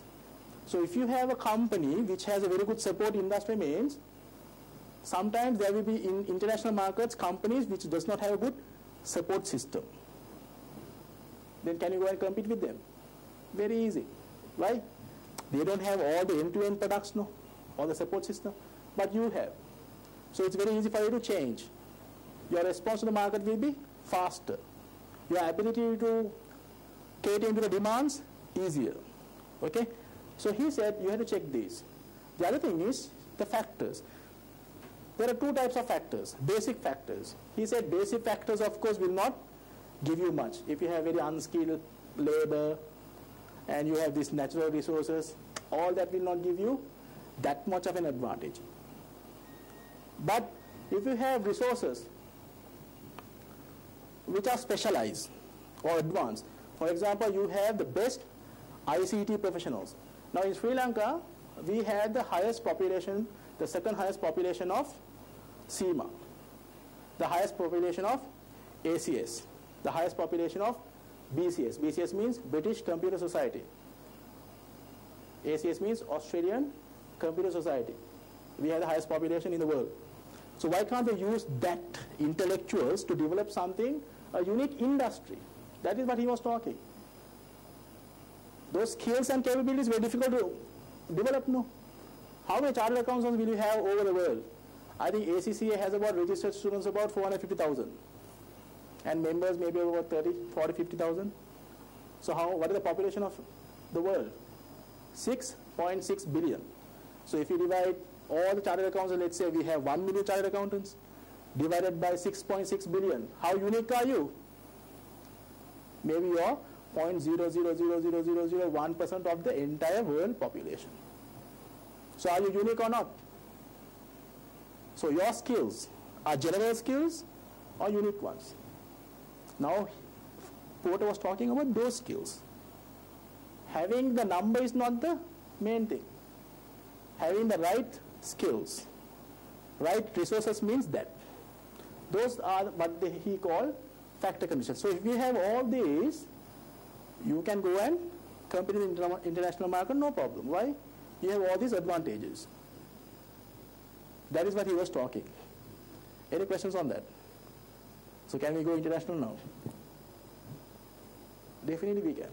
Because we have a lot of good human resources. We have the skills. It's just that nobody has thought about consolidating them and creating a hub, a knowledge hub in Sri Lanka. If all the chartered accountants, if all the professionals get together, we can create a very big hub. We don't have the numbers, but we have the quality. We are always to do with quality, not quantity. Right? If you talk about a lot of researches which is done, most of the time a Sri Lankan is connected somewhere to do a test or to part of the research team. We are there. We are not good in numbers, but we are very good in high quality. So we have to consolidate and see. That's what I told. We can take our qualifications also abroad because we are very competent. But nobody has thought about in that sense. We always think the Western world is the one which is driving our business. So we always embrace theirs. We never give ours. Okay. So you as business leaders have to think differently when you're approaching a case or actually driving a business. That is why this strategy is very important.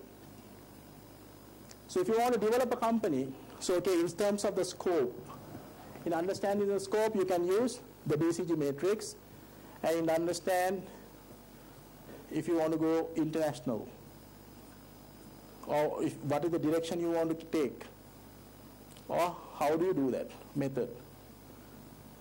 Right? Now defining the scope, you have to know whether you want to be in Sri Lanka, whether you want to go abroad, whether you want to diversify into different areas or not, I will come here. And then how do you do that? So this is talking about the methods. You can develop your business on your own. That is, you can grow within yourself.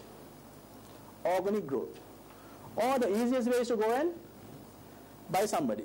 If you are not an expert in that area, go and buy a company which is an expert. Or merge with a company which is very good in that particular industry. That is the fastest way for you to go and grow there in that market, right?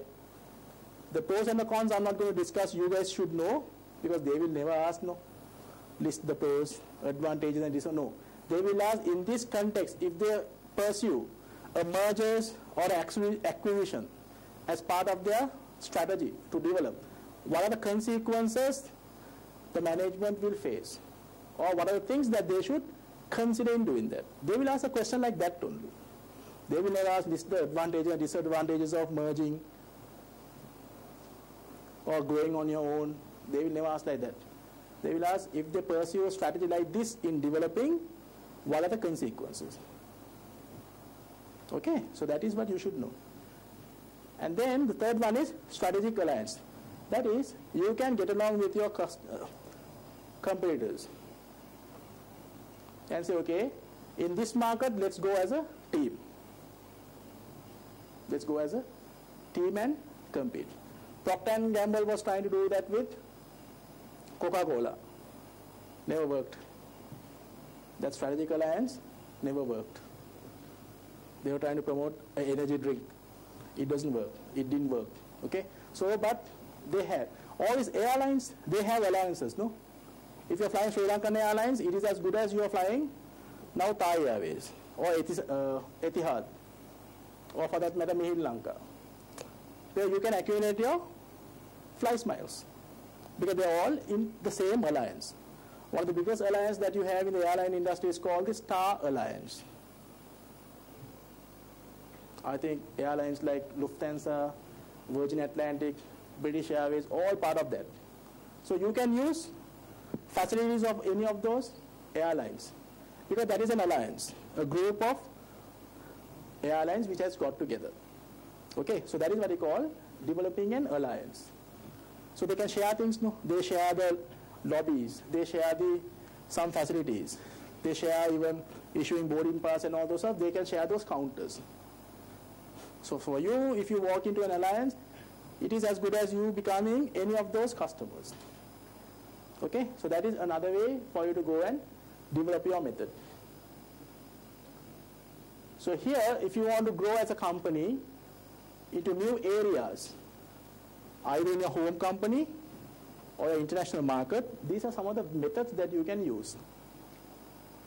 So these are very important, easy, no? In your home company, either you can grow within yourself, organic growth, or you can go and buy somebody, create an alliance, create a franchise, license, or merge. Similarly, if you want to go abroad also, you can use some of these methods. Exporting is one easiest way of getting into an international market. Or you can have your own overseas office. Most of the banks, they have their overseas offices. Okay? Or you can have overseas manufacture. Most of these car producers, like Toyota, Honda, they have their plants in South America and India for various reasons. One is for distribution purpose, the other is for tax purposes. So likewise, you have so many methods that you can enter into international markets. What are the franchises and the licensing, the franchises that we have in Sri Lanka? KFC, McDonald's, now Baskin & Robbins, right? You have so many franchises. So what is stopping Arpico going abroad? What is stopping? What is stopping Keel Super going to the Middle East? If KFC can come to Sri Lanka, Pizza Hut can come to Sri Lanka, McDonald's can come to Sri Lanka, what is stopping us going abroad? Is what they will ask in the exam. Isn't it? We always welcome foreigners. We never think of going abroad. So they can all, come. I mean, we can go overseas. Now, of course, it is changing. Most of the places, the Sri Lankans have gone and migrated, so they are opening up a lot of places like that. Right? Sri Lankan food joints. So what I'm saying is, think like that. Because you all will be tested in the Sri Lankan context, no? So if I'm doing a British exam, it's easy. From England, you have to come out. Easy to understand. From here, Sri Lanka, you are going out. Little difficult. Because not very many brands have gone overseas. Virtusa is one company who has gone overseas. Isn't it? From Sri Lankan context, a Sri Lankan company. But what is stopping us? Nothing is stopping us. It's just that we never thought about it, maybe. Maybe we never thought about it. We are very comfortable in our country. Okay? Any questions on this? So what are the development methods that you have?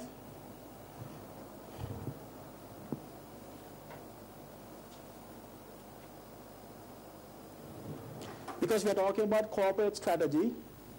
If you want to go international, things that you have to consider, you can use diamond. Porter's diamond model to understand,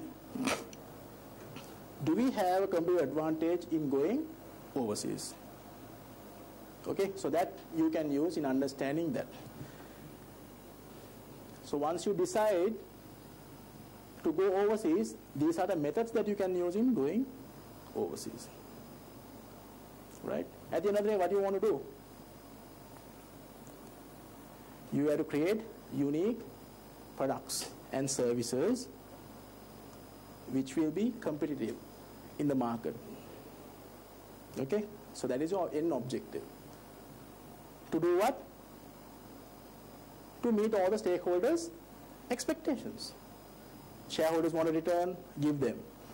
The society wants a better life to live, so you give them a better product or a service. Earlier we used to live without electricity and all, no? Now can you live without AC? Difficult. Earlier, when we used to go for classes, you hardly have your fan even in the schools and all. But now you have fan, you have lights, you have curtains, you have very nice chairs to sit. What has happened? The quality of life demanded by the customers is going up. Then you have to give value. Otherwise you will not exist in this particular world. Okay. So in terms of corporate strategy, that is what you should know. How to define the scope, how to define the role, and how to add value. And if you want to go international as a corporate, what are the factors that you should consider? What are the development methods that you have? So these are the development methods that you have. And then if you want to expand in your own home country, what you should do? Overseas, what are the options that you have? Okay? And to check whether you have a competitive advantage in overseas countries, you can use the diamond model to understand whether you have a competitive advantage or not. Okay, so that is in essence what you should know in the corporate strategy. Because business strategy only you will learn about the Hands-off matrix, Porter's 5 forces, value chain, supply chain, right? Barney's positioning of Barney's way of positioning yourself based on resources. All that you will learn in business strategy in terms of how do you compete in the market. But this is how do you scope your business and how do you add value in delivering that, in managing your portfolio. Any questions that you have? The next one is knowledge management. Why knowledge is so important? Because knowledge can act as a unique resource. Because competencies are what? Skills and abilities. Competencies means what? Skills and abilities. So knowledge is part of upskilling yourself, enhancing your abilities. So is it important to manage that? Yes, there is a strategic importance. If you have the right skills and abilities, you can create unique products and services. So that is a connection. Apart from that, there are a lot of IT or information and communication technology that you can use in speeding up your growth. Or you can leverage on IT in getting your strategy realized faster. Isn't it? But can you do anything without the internet, if you want to communicate, you need to have emails. Now people don't write letters, no. Very hardly people write letters now. When was the last time that you wrote a letter and posted it, put your hands up? Last time that you wrote a letter to post it to someone by putting a stamp. Do you all know what is the minimum that you have to put on the letter to post it within Colombo? Not interested, because we don't know, because we don't choose it. Tell me the last time that you faxed a letter to someone. Very unlikely. You scan it and send. Earlier faxing, now scanning. Right? If you want to put a search, let's say you want to learn what is Modigliani-Miller theory is. What is the first place that you go to? Google.com. You will never go and ask from your friend, what is Modigliani-Miller theory? It is something to do with financial strategy. Get a book and see. Do you do that? No. Google. Modigliani-Miller theory. Then you put a search. Then you learn about it. See how technology is changing. So now we have to see how technology can be used in realizing your strategy, gaining a competitive advantage, creating value, making your decisions better, managing your operations better, improving your efficiency, productivity. If we have everything on, like even searching a topic, if you have to search it to a book, do you have the search function? No. Let's say you want to know about a particular person. There is no search function in a book, no. You have to flip the pages and read and see. But in the electronic form, the same book, if you want to access the book, you go to the library, the digital libraries, where you have all the e-copies. What you can do? Click there and take. And then search for the word that you want to get. Isn't it? You hardly go through any books now. Everything is electronic. Even if it is a book, you ask your friends, do you have the e-copy of this? Why? Easy to read. Easy to read. Right? What is tacit knowledge and explicit knowledge? Is it the same or different? Different. What is tacit knowledge means? Sorry?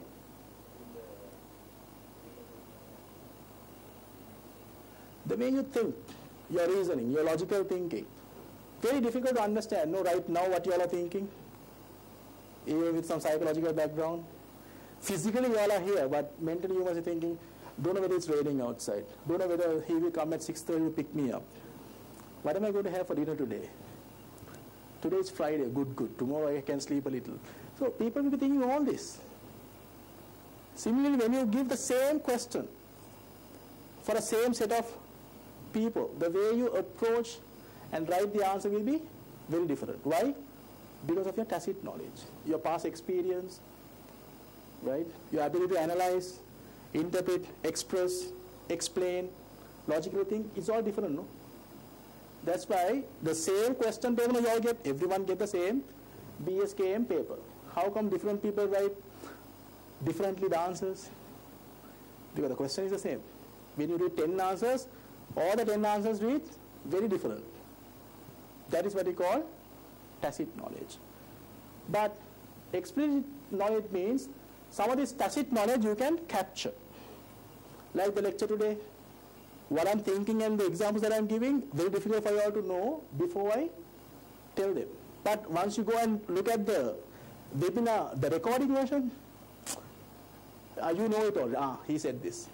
He said this. Because now the tacit knowledge has converted into a explicit knowledge where everybody can access, read and understand.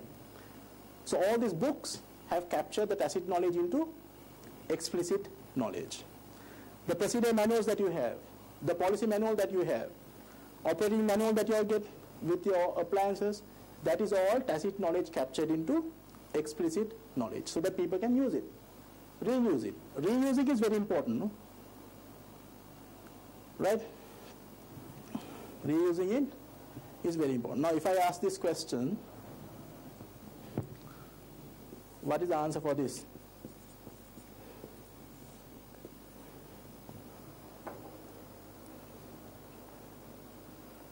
0.011125 square root to the power 3. How do you answer this? This is what knowledge?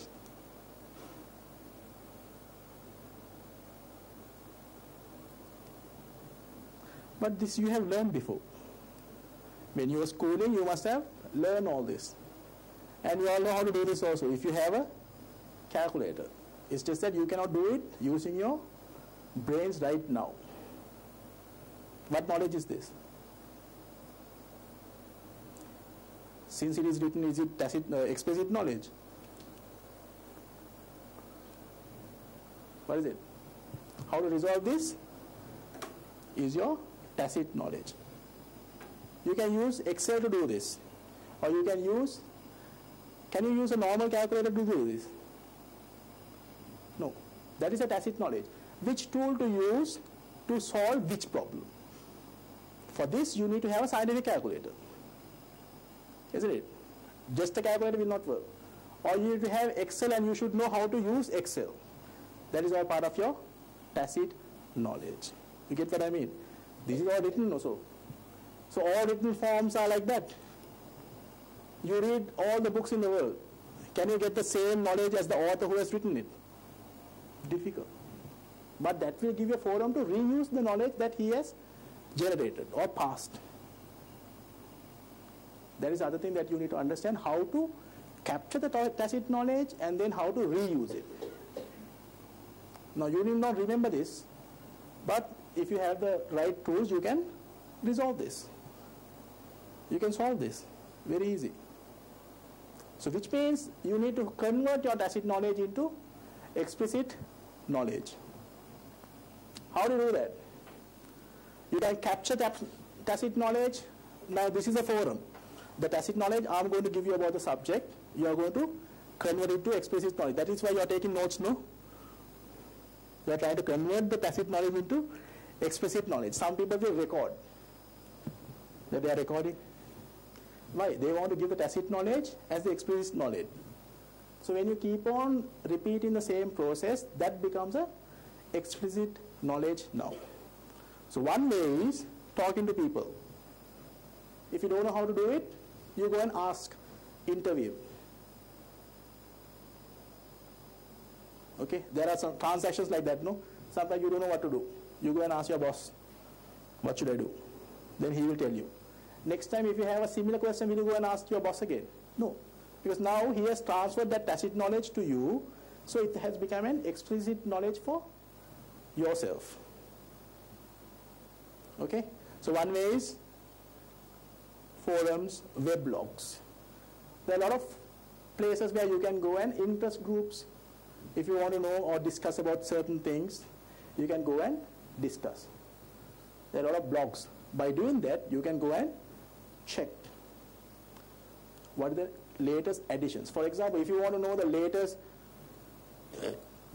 details about the mobile phones, where will you go and check in the website? In the web, which website will you go to? If you want to know everything about mobile phones, what are the latest one? What are the ratings? What are the comments? What are the prices? Performance, appearance, everything. Where will you go and check? You can go to a place called gsamarina.com. gsamarina.com is a website where all the bloggers who are into mobile phones and all will come and comment. We'll talk about a phone. We'll compare devices. So that is what you call web blogs. Then you have Wikipedia. Those are open encyclopedia kind of a website where people will go and keep on adding. Now if you want to know about a particular person, you just go and type that name under wikipedia.org. If there is an article, it will give you everything about that particular person. Okay? So wiki is one. Then training sessions. You can call this also as a training session. That is, you're converting my tacit knowledge into explicit knowledge for you. Okay? So that is one way of you can convert. Observation, brainstorming. What is Delphi method means? Delphi method means what? You give a problem to a certain experts, where the experts cannot talk to each other. They will be isolated from each other. You give a problem and then say, okay, what do you think about this particular problem? How do you resolve this? Then they are not influenced by any other, no. So they will come up with their own idea. What do they think to do to resolve this? So what is the implication that you have here is, for your strategy, when there is a knowledge that you have to manage, what are the best methods that you can capture that tacit knowledge and retain it within the organization? What is the best method to use? It depends on the scenario. It depends on the type of knowledge. Sometimes, most of the times, if you want to be a surgeon, how will you go and learn? Can you be a surgeon only by reading the books? By looking at videos? No, you have to do it, no? How do you do that? You have to go and work as an assistant to a senior surgeon. Then only he will tell, okay, now cut open. The first few operations that you do, he will guide you.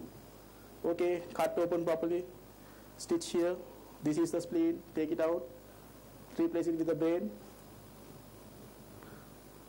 Okay, take the kidneys, keep one open, take one, we can set it. Likewise, he will advise. So that is the tacit knowledge, right?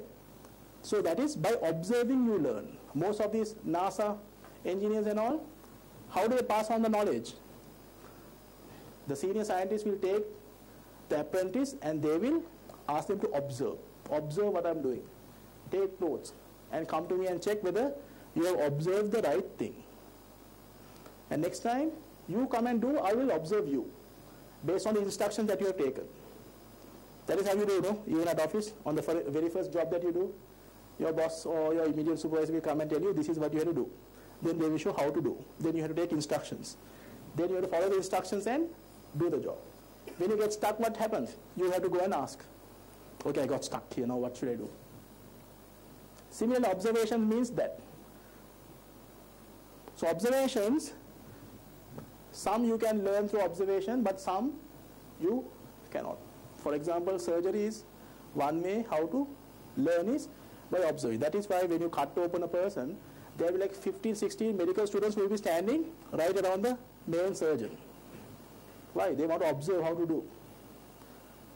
Since you become a surgeon, you can't cut open a heart and do a heart transplant. You can't do that. Open heart surgery, yeah, you are a cardiologist, come. Let's open a few hearts and see how do they work now. No, you can't do that. You have to at least assist X number of surgeries before you do it on your own. Right?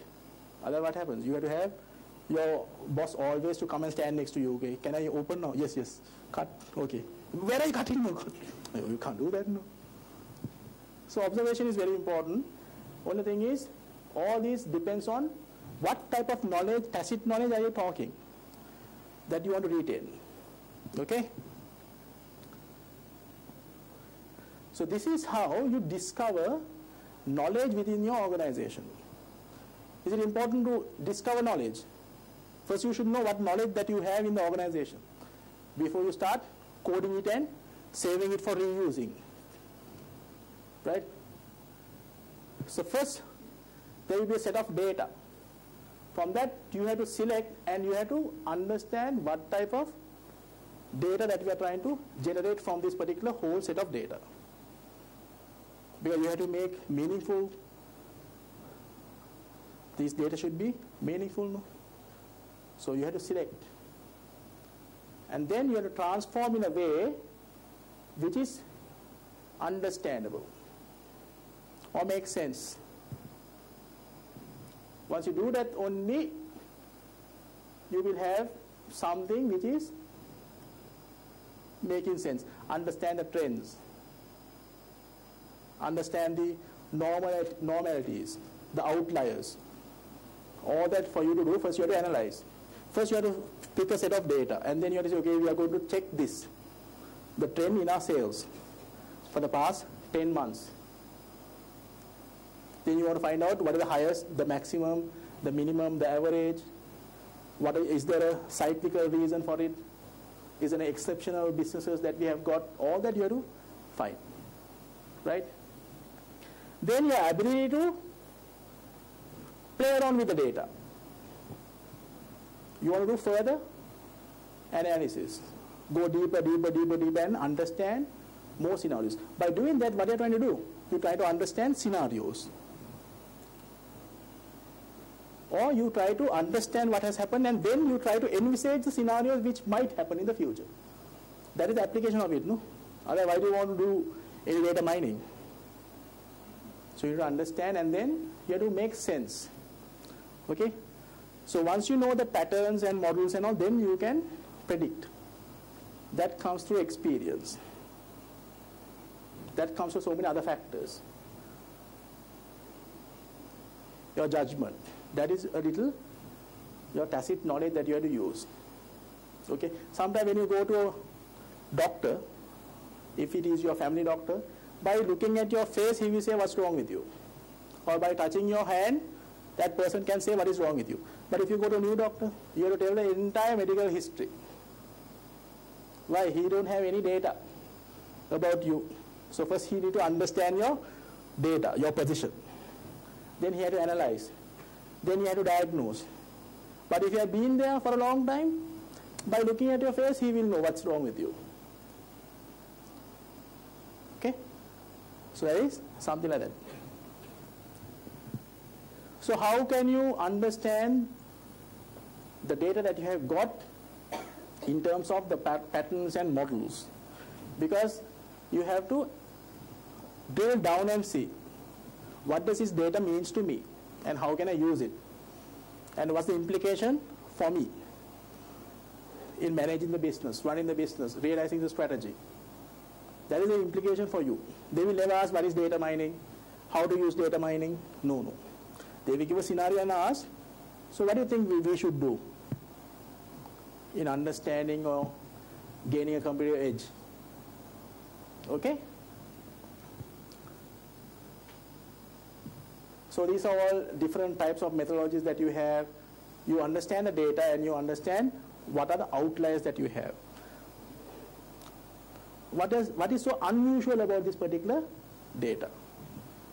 Okay? Unusual. And association rule. You understand certain pattern of data and then you say, okay, these people have all these characteristics. All those people who buy our data, our products are in the age of 20 to 30. They have this type of taste for colors, for prints, for price. Right? Similarly, you have groups. By looking at the data, you can cluster them into one. Okay, this is the price sensitive ones, this is quality sensitive ones. Likewise, you can cluster them to understand. So once you do that, the other thing is classifying the data. Classification means predict the target class for each case in the data. Then you try to classify and understand the data set better. At the end of the day, you analyze all this data for what? Why do you do all this? There has to be a purpose, no? Why do you need to capture data, group them, sort them, analyze them? What's the implication? At the end of the day, what are you trying to achieve? Nothing. We just do it for the sake of doing it because knowledge management says to do so, so we do that. What's the implication?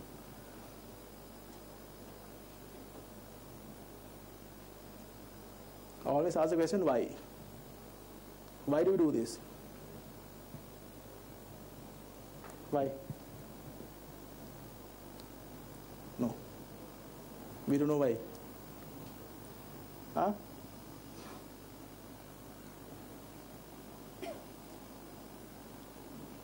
Huh?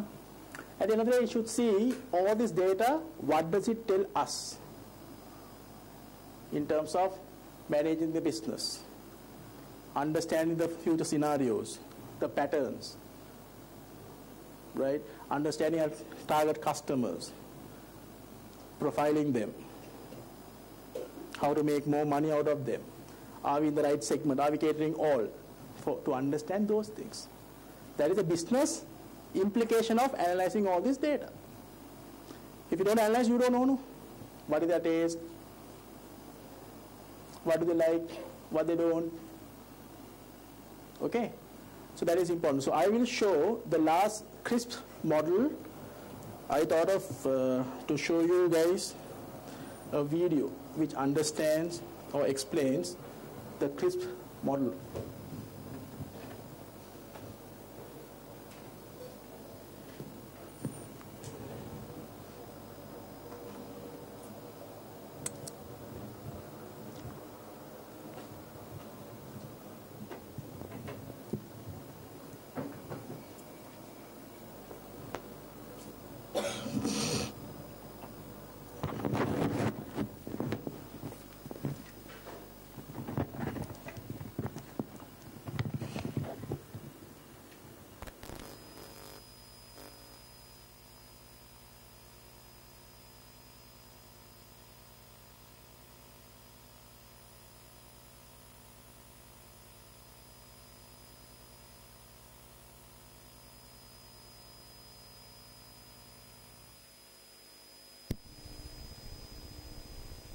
This is the second session in the Data Mining with Statistica series.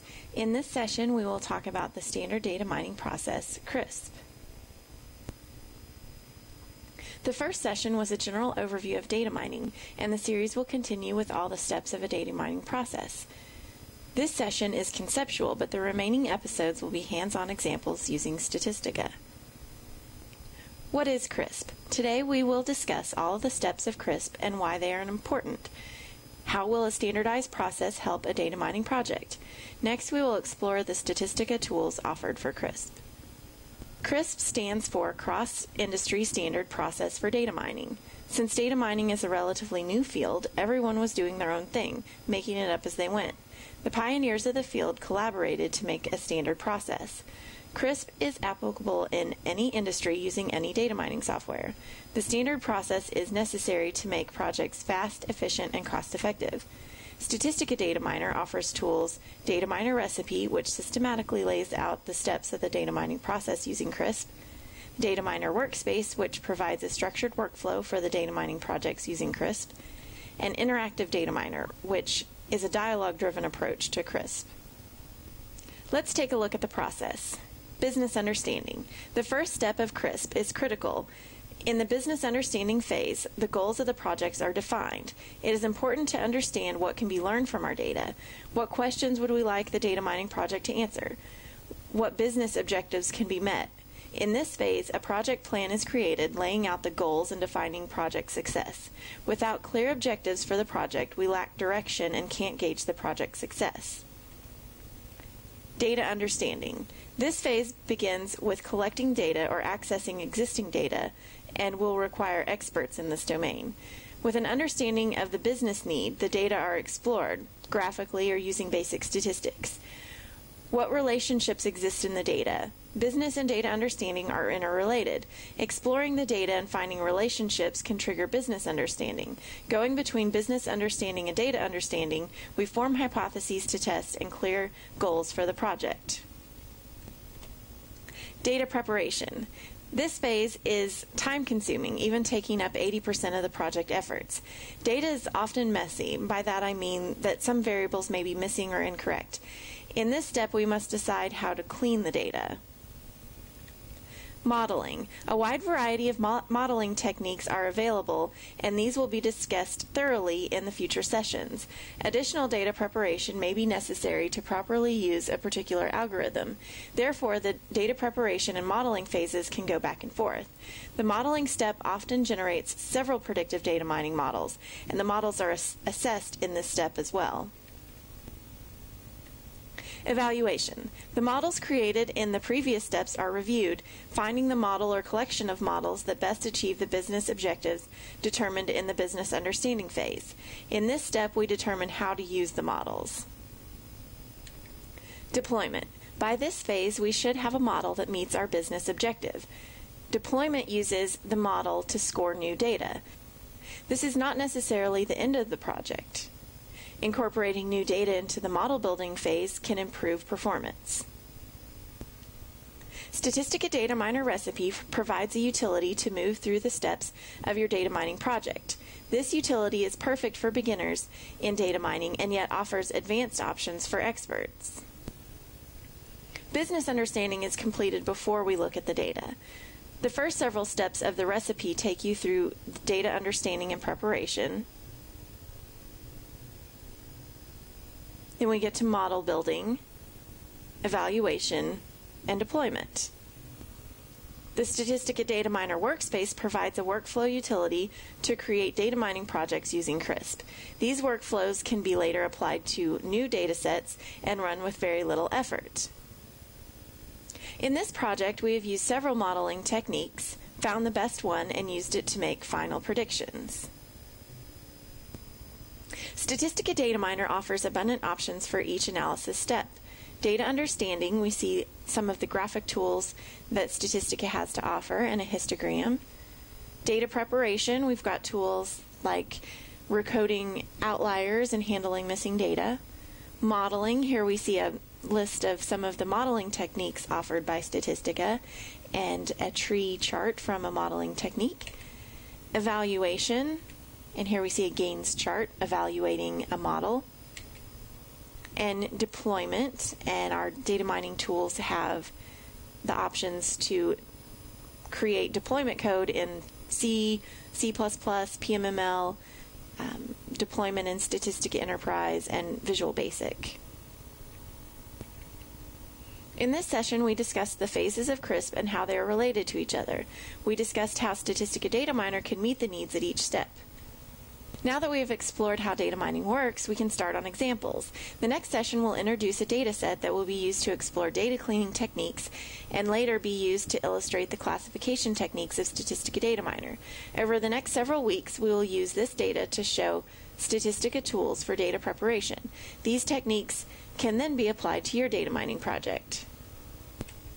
If you would like more information about StatSoft and its products, including Statistica Data Miner, visit our website, statsoft.com, or call 911.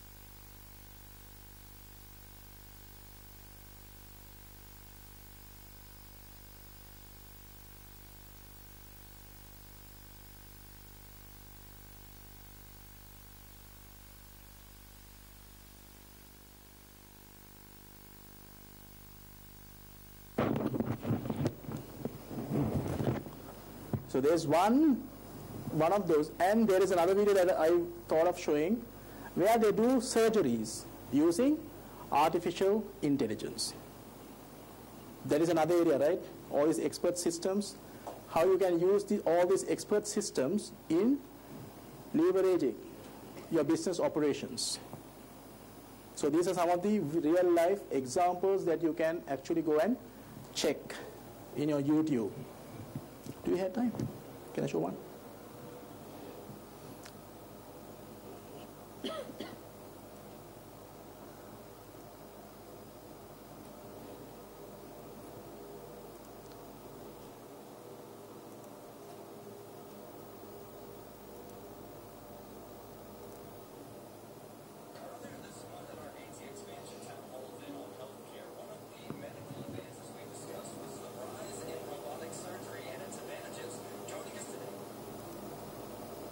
We need to put more power.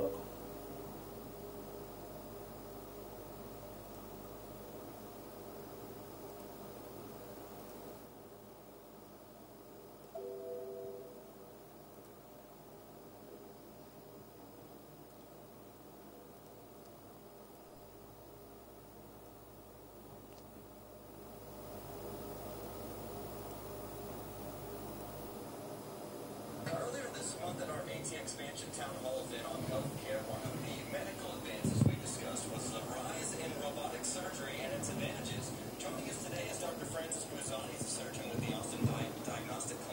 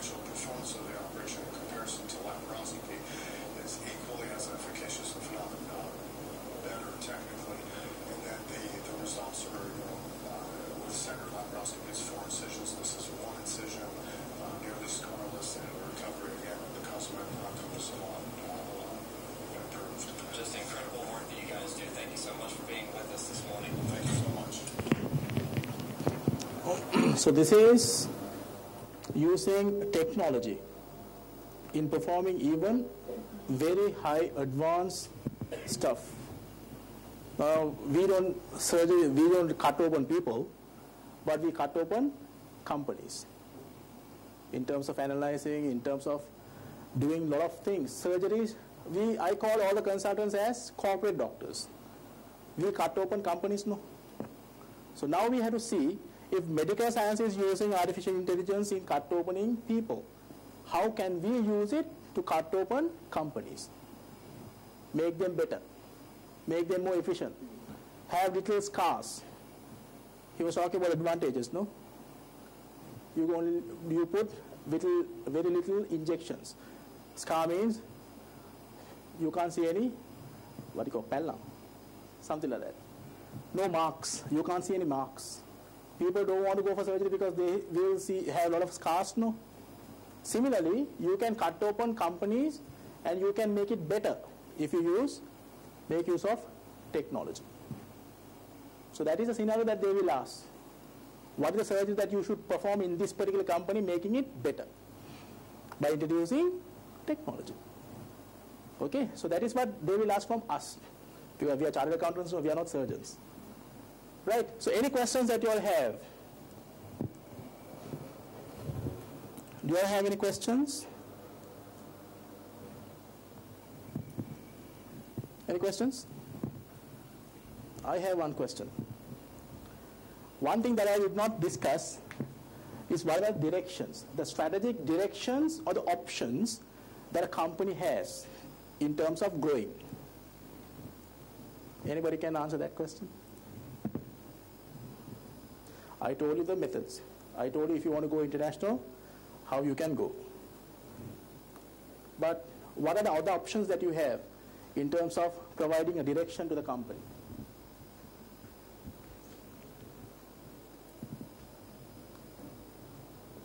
Anybody who has not heard about Ansoff matrix, put your hands up. Anybody who has not heard about Ansoff matrix? So anybody who has heard about Ansoff matrix, put your hands up. What does Ansoff matrix tell you? The different strategic directions that the company can have in terms of two things. What are those? Markets and products, isn't it? So in this, the last thing that I have to just tell you is nothing very, very rocket science. That is your development direction. So you can have, based on product and market, so you can map the Ansoff matrix. Nobody will ask you to draw the Ansoff matrix at your level. Okay?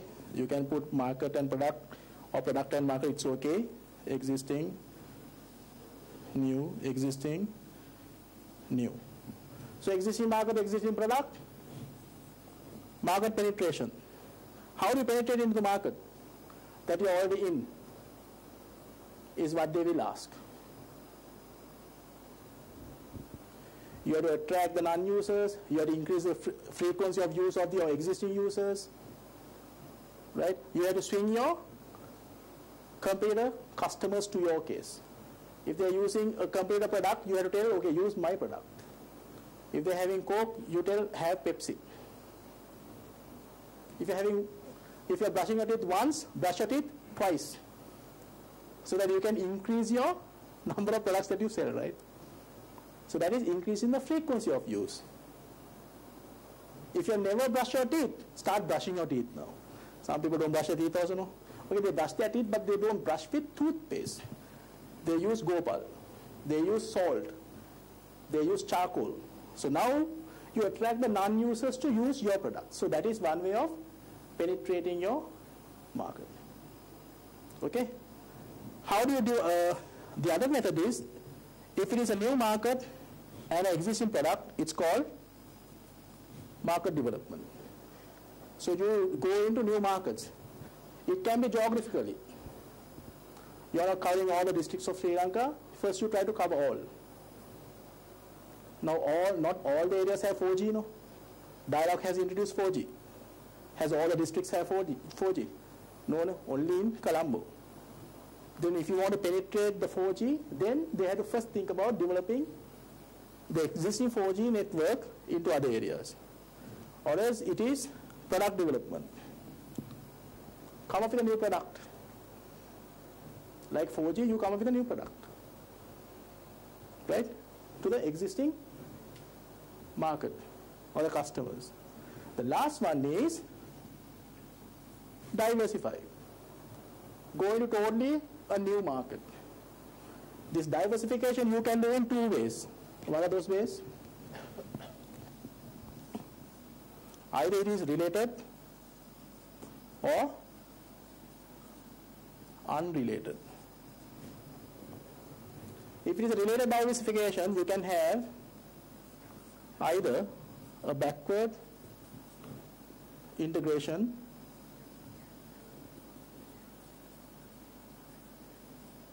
or a forward integration. Backward means what?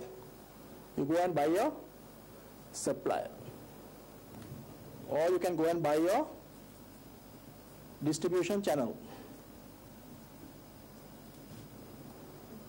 Right?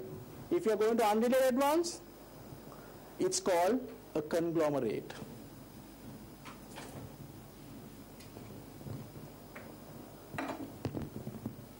You go to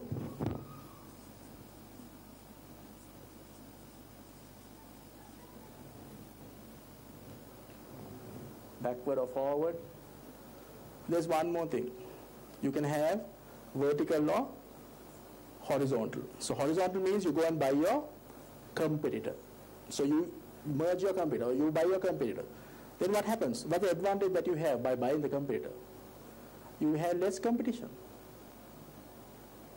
So you can have a bigger market share. Okay? Out of all these four options, what is the most riskiest option? This one. Why? You are going into territories that maybe you're not a good expert. Lots of MNCs, multinational companies, have gone, implemented this strategy, and they have failed. For example, Virgin Group. I think Virgin Cola was not very successful. Virgin is almost in all the companies now. Virgin Mobile, Virgin Airlines, Virgin Records. You have so many companies of Virgin Group. Right? So who decide all this? At the corporate level. Where to go, which one to do. But developing markets, developing products, it can be either the SBU will decide. It depends on the role that the parent is playing. Right? There are 3 roles that they can play. It depends on the role. Who will decide on this? The options that you can have in growing your business. That is also very important for you all to understand. So they will never ask, explain through an answer matrix. They will ask, what are the options that you have in growing the business further? That is, they will ask. Then you have to understand and apply what is appropriate in the strategic context. Okay? The other reason why people diversify is, of course, to minimize the unsystematic risk, so that you can only have to manage the systematic risk. So that's why you hold a diversified portfolio. That is also another strategic move, which stocks to have. I told you, buying a company does not mean that you go and physically buy the company. You buy the shares, isn't it? Buying company does not mean that you go and buy the building. No, you go and buy the shares. That also, if you want to have control, you have to buy only 51%. You don't have to buy 100% to control a company. Isn't it? Okay? Any questions that you all have?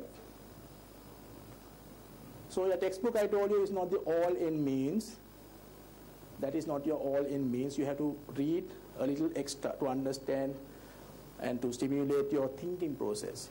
How to apply strategy or the concepts and tools and techniques of strategy in resolving business problems. And also how to leverage your knowledge management in upgrading your competencies or leveraging them to improve your efficiencies, productivities, to be more competitive in the market and to give superior returns for whom? For shareholders. And to meet the expectations of your stakeholders. Very easy. So now you know how it goes hand in hand, both your subjects. Okay? Any questions? No questions? Okay, if there is no questions, thank you very much for being patient. But you guys were very silent, which I don't think is the right sign. I don't know why. Maybe it's the evening, or maybe they're very hungry, maybe it's a weekend. I don't know, but this could have been a little more better if you could have also fired, and you could have challenged some of the things that we discussed. Or you could have just told, how do you think that this will fit into the Sri Lankan context? Then it could have been a very good conversation. I just wanted to have, because I didn't want to discuss a theory per se, because you all can read and understand the theory. But I was more into understanding the application of it, the challenges of actually implementing these things.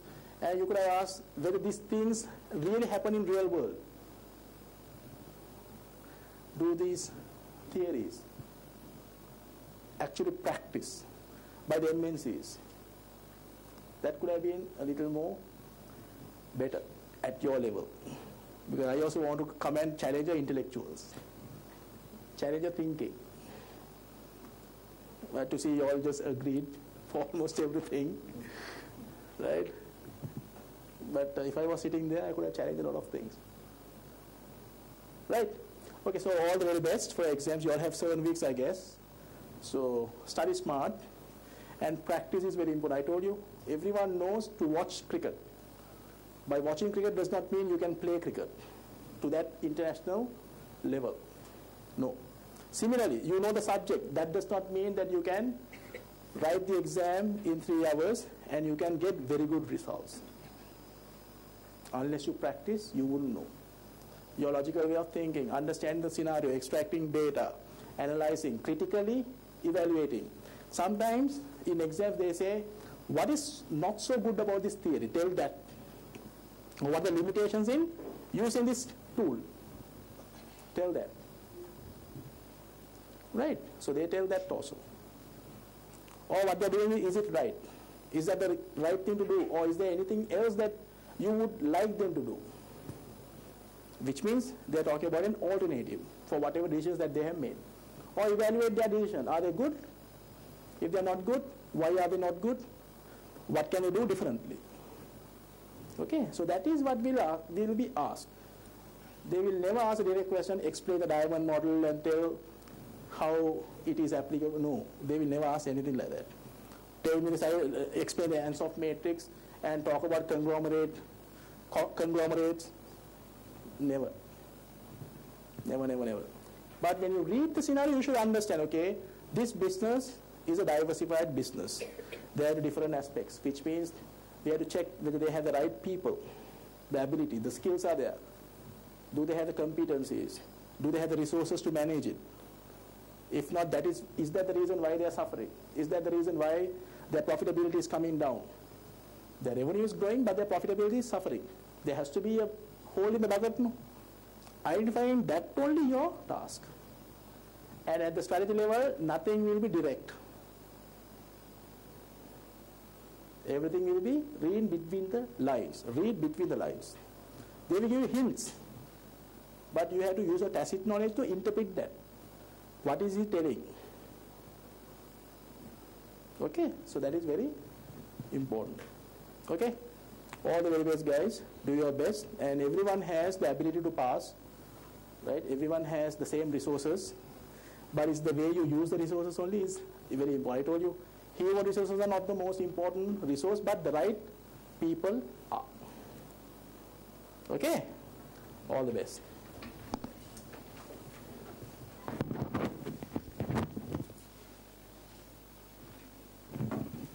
Mr. Binnale gave us 2 webinars yesterday and today. I believe those 2 webinars presentations were very rich, very resourceful, and very useful for our students. So on behalf of CA Sri Lanka and Examination Division, I must thank you, Mr. Bin Ali. And for the students, my message is, please use this knowledge. Practice. Do adequate practice.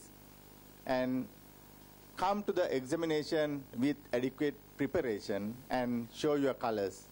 And then you will be the members of CA Sri Lanka in future. Thank you.